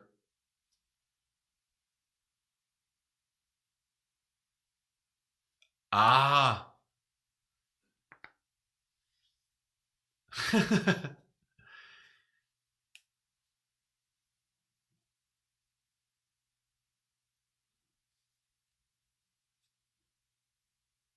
Oh, publisher on iPad, you lost a lot of work. Dang, that sucks, man. I have had publisher and photo both crash on me, and designer. I think the iPad version is a lot less stable these days than I would like. I open it up and I purposefully try to crash it every once in a while just to see what it can take. I was working on some vector ink stuff. I was purposefully I was vector inking only to see exactly how far I could push it. Like how many vector objects can I stuff into this, and how many lines can I get into it. It was doing really well, but the thing is it doesn't really matter about how many objects you have in the piece. It's all about how fast the input happens. I don't think the iPad can handle the processing if you're drawing really fast with the vector tools. That's when it always crashes, when I'm just like really just flowing. On my computer at home, it never, I mean, I can draw as fast as I want, nothing happens. But when I get crazy on the iPad, things start to go wrong. It's not cool. All right. I'm gonna put one more thing in here. We're gonna do a frame. We're gonna do a panel border. I'm gonna snap to margins.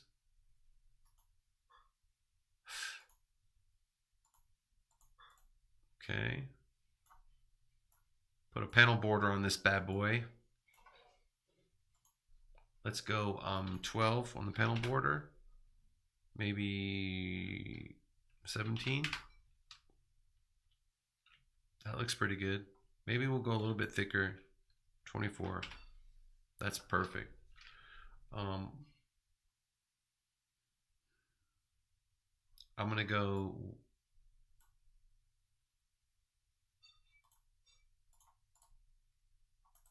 like this. I'm gonna dupe that. We're gonna call this one clipped artwork. We're gonna call this one panel border, and we're gonna clip the artwork. I'm gonna get rid of this. Don't need that right anymore. What? Why? Okay. Clip that. Turn this off. Good to go there. Group that up. Final inks. Good to go. We'll put this one on darken. Or, well, actually we don't need to. We're good to go there. And then now let's do some colors really quick. Well, I got a few minutes left. I'll color this up really quick with some with a simple palette. But I don't know if I want to use the colors in the Galluzi piece. I want to go with something a little bit different. I'll use maybe something similar. I like green these days. I'm gonna go with something green. Let's try some green stuff. That could be cool. What if this rock is green? All right, let's get in here. I'm gonna add a vector layer. Throw this stuff down here. Put this in, but I'm actually gonna collapse the layer while I'm coloring.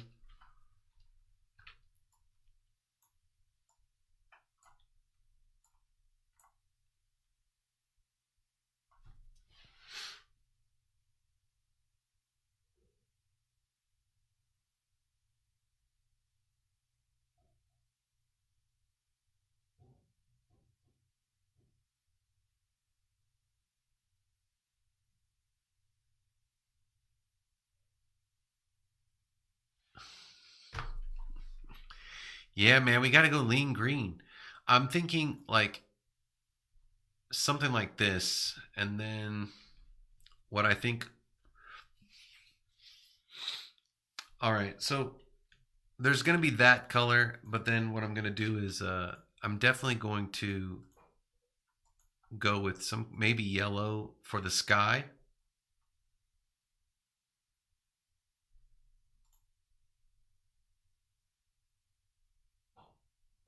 Like a light yellow. That's Y3.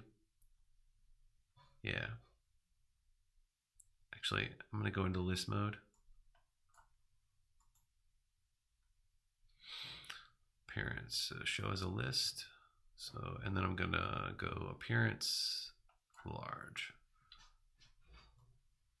Yeah, we're gonna go maybe Y3 for that, and then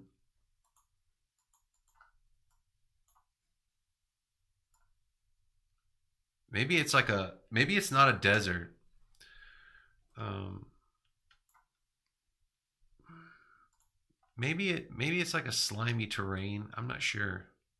I got many ideas. Let's try this. I feel like I want to see some saturation, or maybe it's like the opposite. Maybe the rock is blue. There we go. All right, let's try that. No stroke, use fill, auto close.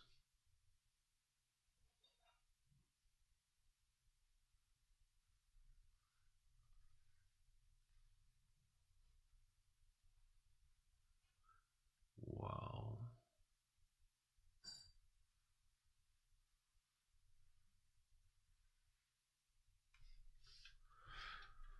Okay. And then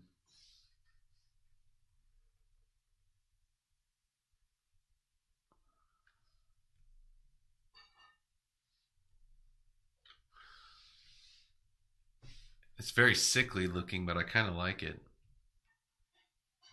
I want it to have some kind of a light. I want to use that green as the light. All right, we're just going to get in here and do some.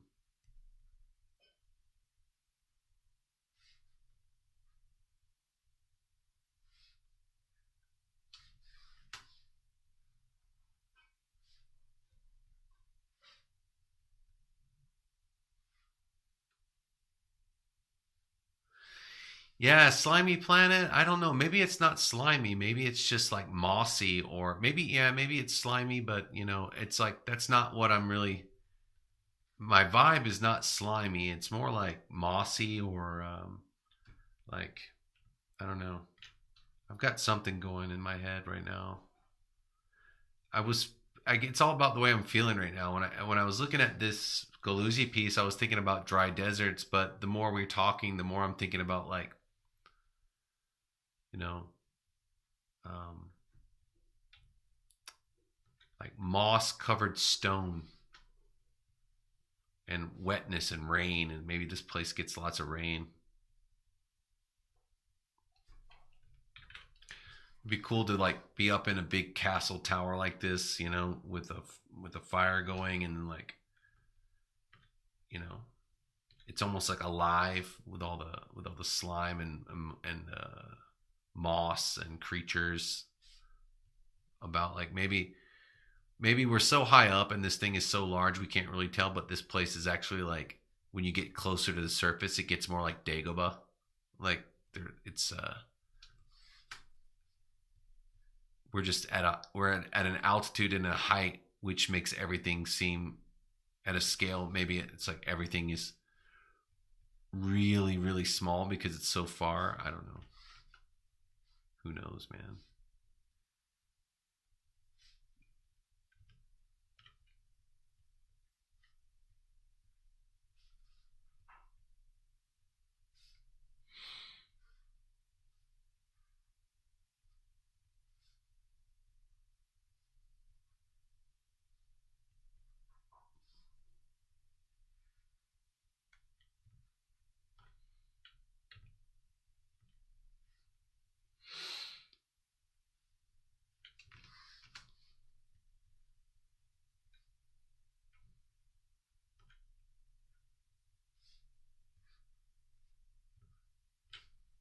Yeah, man. It's weird. I just I like drawing rocks and stuff lately, and I've been thinking a lot about rocks and things like that. It's like something, I don't know. Maybe it's like some kind of Gaia thing where it's like Earth is talking to me. They're like, you, you know, I got to channel rock somehow.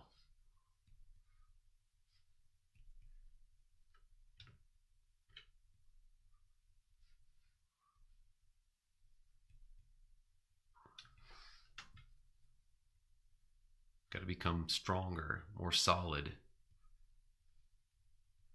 more able to withstand the elements and pressures.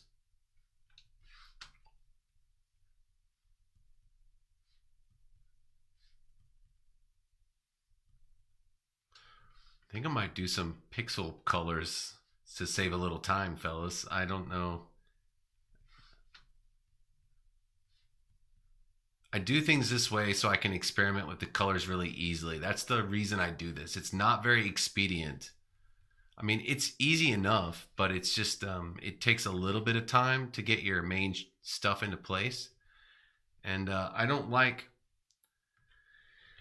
all the other ways of coloring.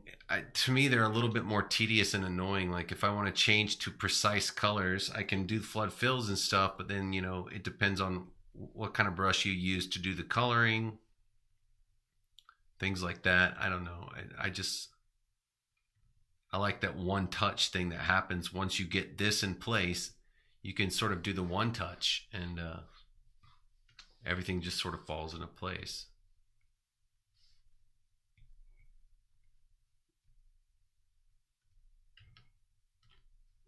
Anyway, it's good practice with the node tool to get your node tool skills up. Solving little mini problems along the curvature of the object. It's definitely useful exercise.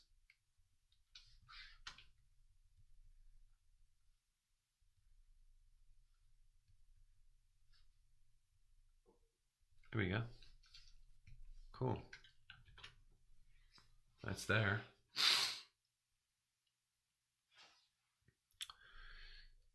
Yeah, and now I'm thinking what if the gases and stuff? Like I'm gonna put a pixel layer down and we're gonna start I'm gonna start doing some just coloring with a flat round brush. What if we go, I want to do all yellows and greens, and then yeah, maybe the cloud stuff is a different color, let's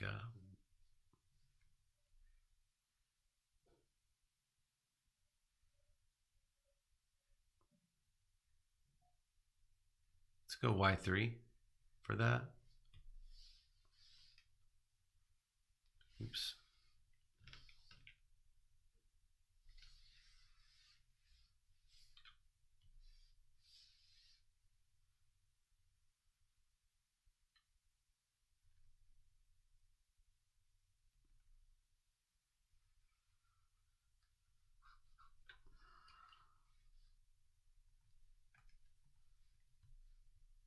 Ah, cool. We'll go back here again.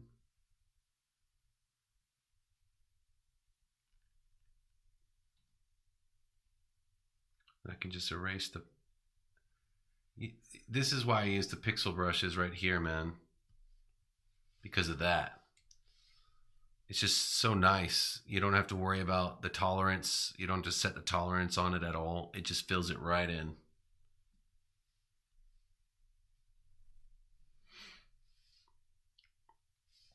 And then for this one, I use a green down here for this one. Yeah. Oh, yeah. Maybe the ground is different.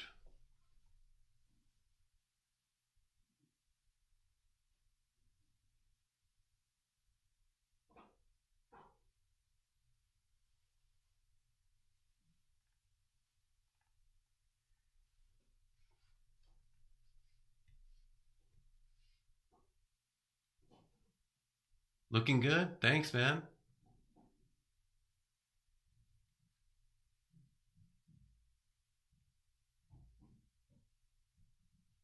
Yeah, man. I think that's the way to go. That's the way I usually do it too. No Max Slicer. Or Nomec S. I see you took away the slicer, but yeah, man, I'm with you on that. Like, I am. It's I think using the vector tools for the coloring it's really good. I just wanted to see what it would look like actually.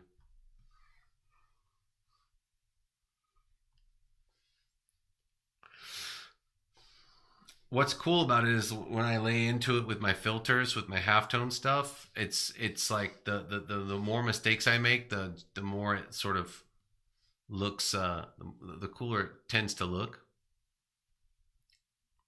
I was thinking about maybe doing some shading on this thing too, like over here. What I'll do now is I want to take a look at this real quick and figure out what color it is exactly. This is, let's see, YR2B3. YR2B3. So, yeah, here. So if I put some black in there, it's YR2B3K2.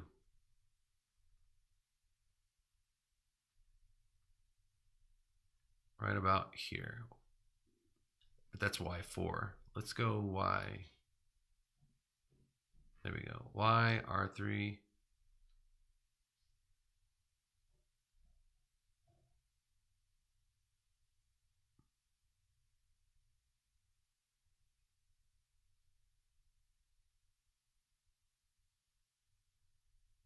YR2B3. Oh, I forgot. Here's a tip. Search YR2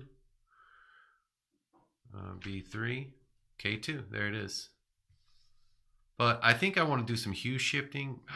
Sorry, I spent all that time doing that. New layer. Oh, no. This one. I'm actually going to shift the hue just a little bit. So actually get rid of that.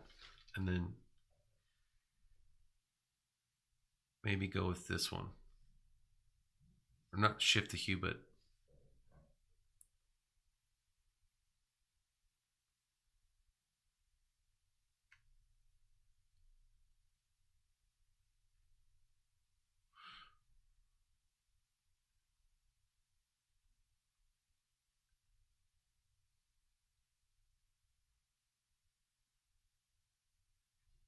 or maybe use highlights. Okay, instead. So maybe what I'm really looking for is like something like this.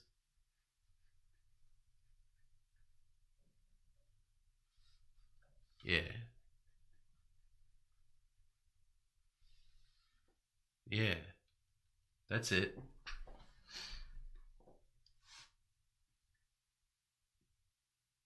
Oh, okay.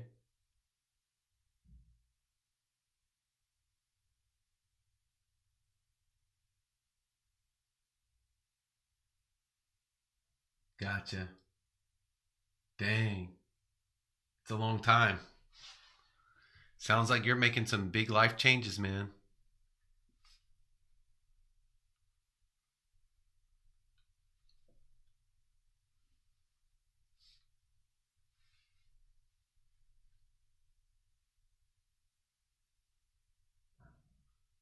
I gotcha. Cool. That's good to know.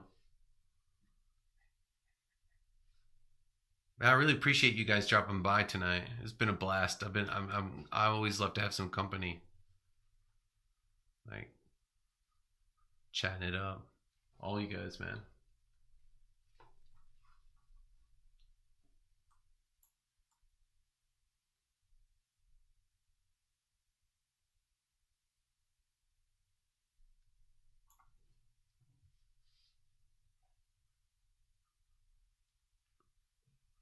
Oh yeah, we got to put some lights inside the building too.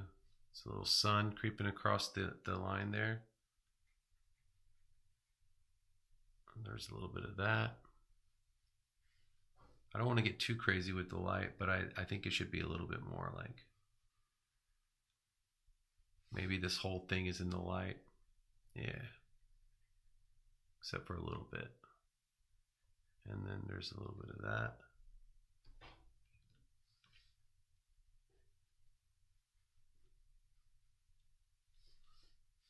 And then maybe there's just a little bit of light catching this right out here.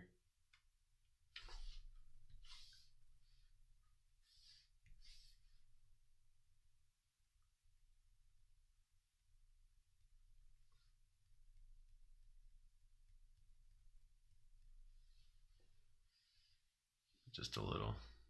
And then here, we create like a focal point. Maybe there's some kind of a, maybe it's nice and cool in there. Like they have something that makes it like, there's some kind of, they have some kind of cooling magic or aura or just the vibe. I don't know how to explain it. Like maybe it's just in here, things are different. That's all we know. Somehow things are different in there. Maybe it just needs a straight up cyan. Go back to the 64 color palette and then just hit that cyan. Where are you? And cyan I think might even be 2, maybe just B3. That's it.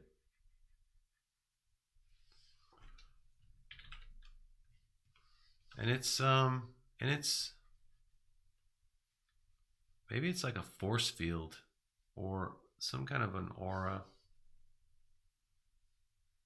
a cooling aura. Maybe they have like ice magic in here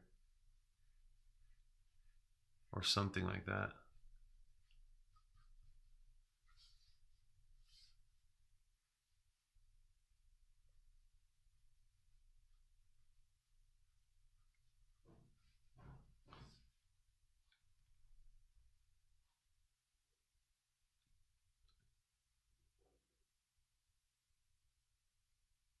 Yeah, man, I think so too. I think it really helps bring some focus and stuff to the situation and whatever's going on in there.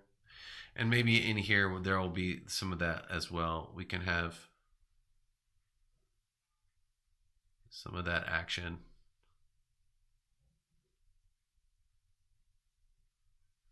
Whatever's going on in there, it's cool. Both literally and metaphorically.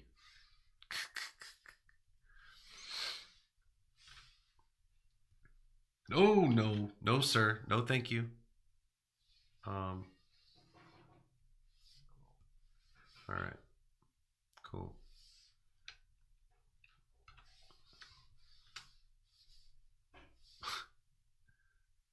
Okay, nope. This layer. You can tell I've gotten a little bit lazy. I'm just going. Right now, it's all about getting the ideas out.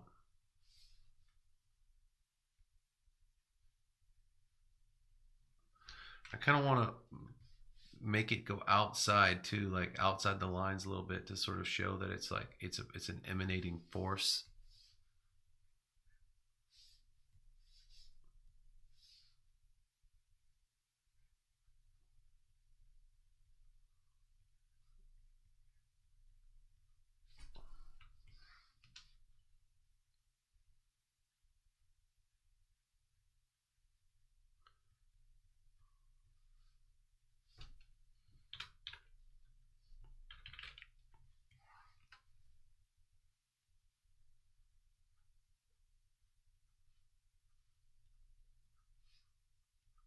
It's very sloppy. I know, guys.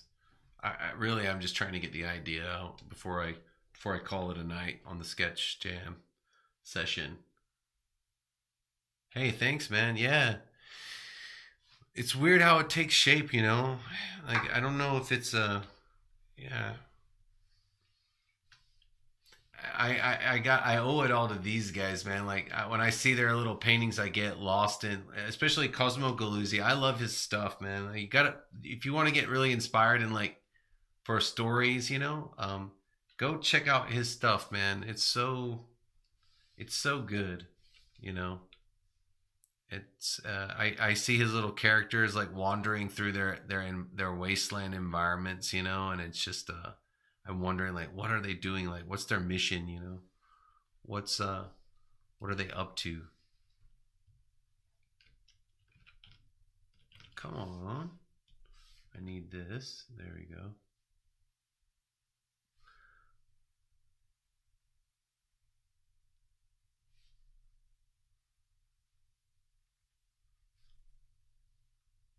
I'm thinking about giving this one the four color. Shall I give this one the four color treatment?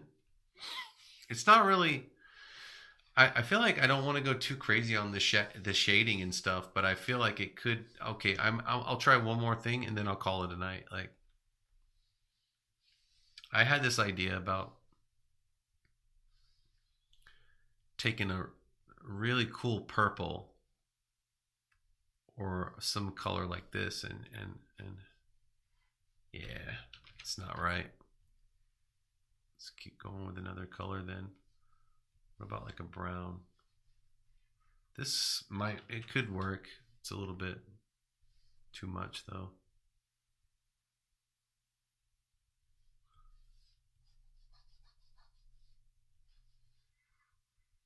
Nah, it doesn't really work. Even though green and purple go pretty well together in a lot of cases.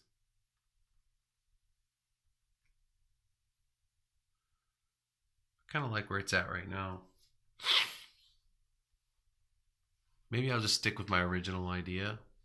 Do some shading with some stuff like this. Yeah.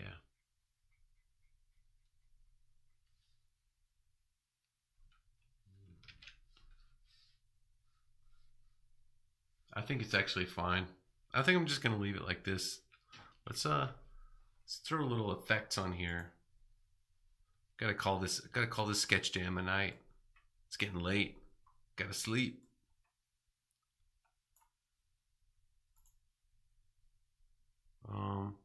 Where'd my style studio go? Oh, gotta switch back over. There we go.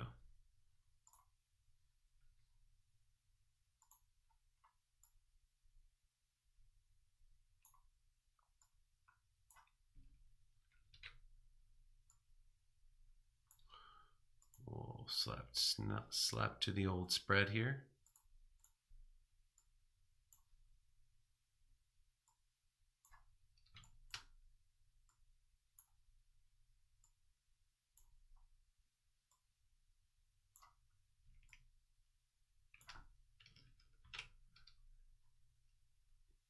Yeah, I think I've got to call it a night. I'm gonna run the macros on it just to see what it looks like, and then I'm gonna call it a night. Let's see. Let's put this in here, under there, in the clipped artwork. Okay, there we go. Move it down. There we go. Get in here, the gradient tool.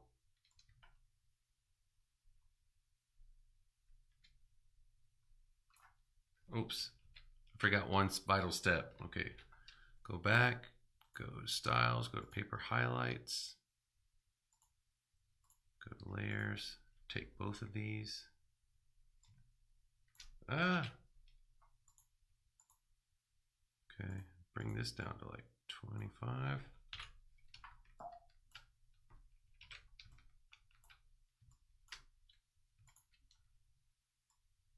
No. Why is that happening?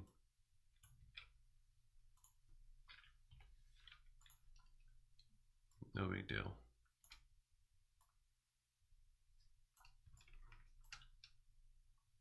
All right, and we'll just duplicate that and we'll switch the style. That's not bad.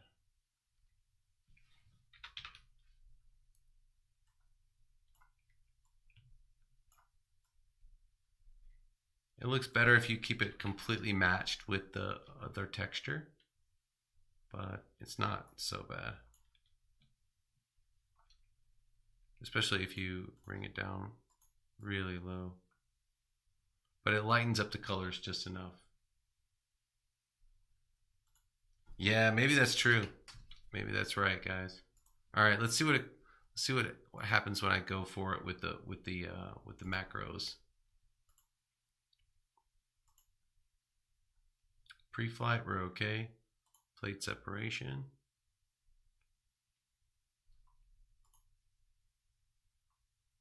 Cool. Wait. What's this? There we go. Okay, and then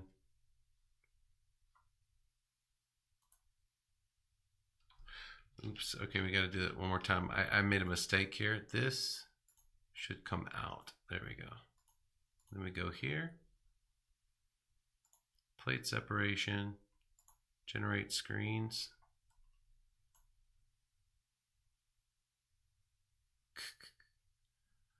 Not bad. That's fun. Cool. And then I'll go down to something like, actually, I kind of like it the way it is. And then just make sure that all this stuff is clipped again.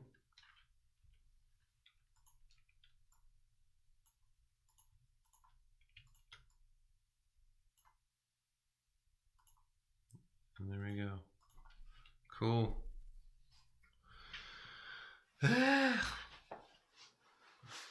Good times.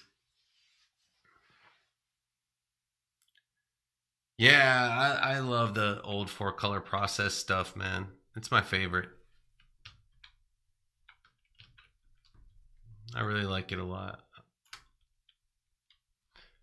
You can get going with the Ben Day dots too. Let's give it a Ben Day sort of look. Like here, I could go with let's see what it looks like when I go line. Okay, with the line stuff, you've got to do custom screens. Maybe I'll touch on that a little bit next week. I'll do a little Ben Day stuff instead of just the Marvel 4-color. But yeah, I like it. It's a it's a big green pile of crap, but yeah, it's fun. I really like it. I wonder what's going on inside there. You know, it's crazy because it's like it's out of my imagination, but at the same time, I have no idea what's going on in there. Maybe who knows, man? Who knows? Yeah.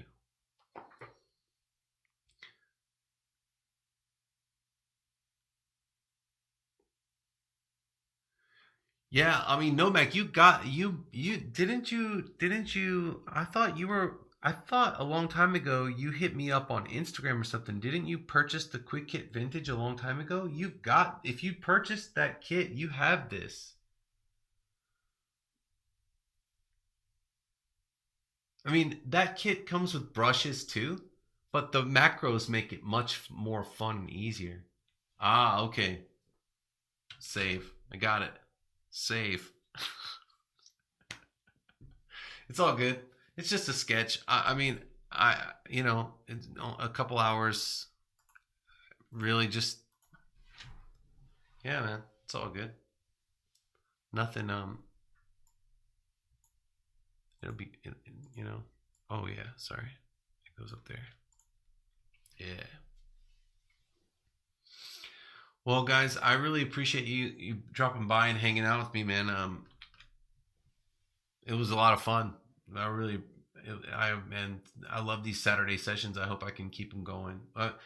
Thanks for the tip on the settings. I didn't even I was so busy messing around with YouTube's settings. I didn't think about the fact that it could be the bit rate on OBS. I don't know why it started causing me problems tonight when it hasn't ever caused me any problems in the past. So yeah. Hey, you guys have a good night too, man. I really appreciate it. Um, yeah, and keep going, with the artwork and the traditional and I think it's super important.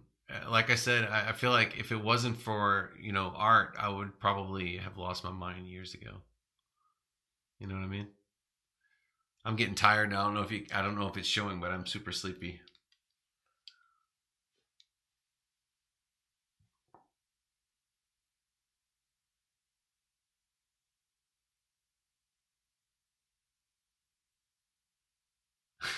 All right, man. You guys take care of yourselves, okay? Keep working hard. I'll see you. I'll see you next Saturday. God willing.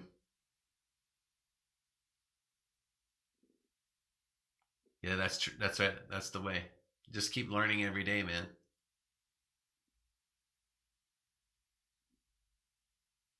All right, guys. I'm out of here. I really appreciate it. As always, of course. Oh man, my emoji didn't come. Have a great day, guys.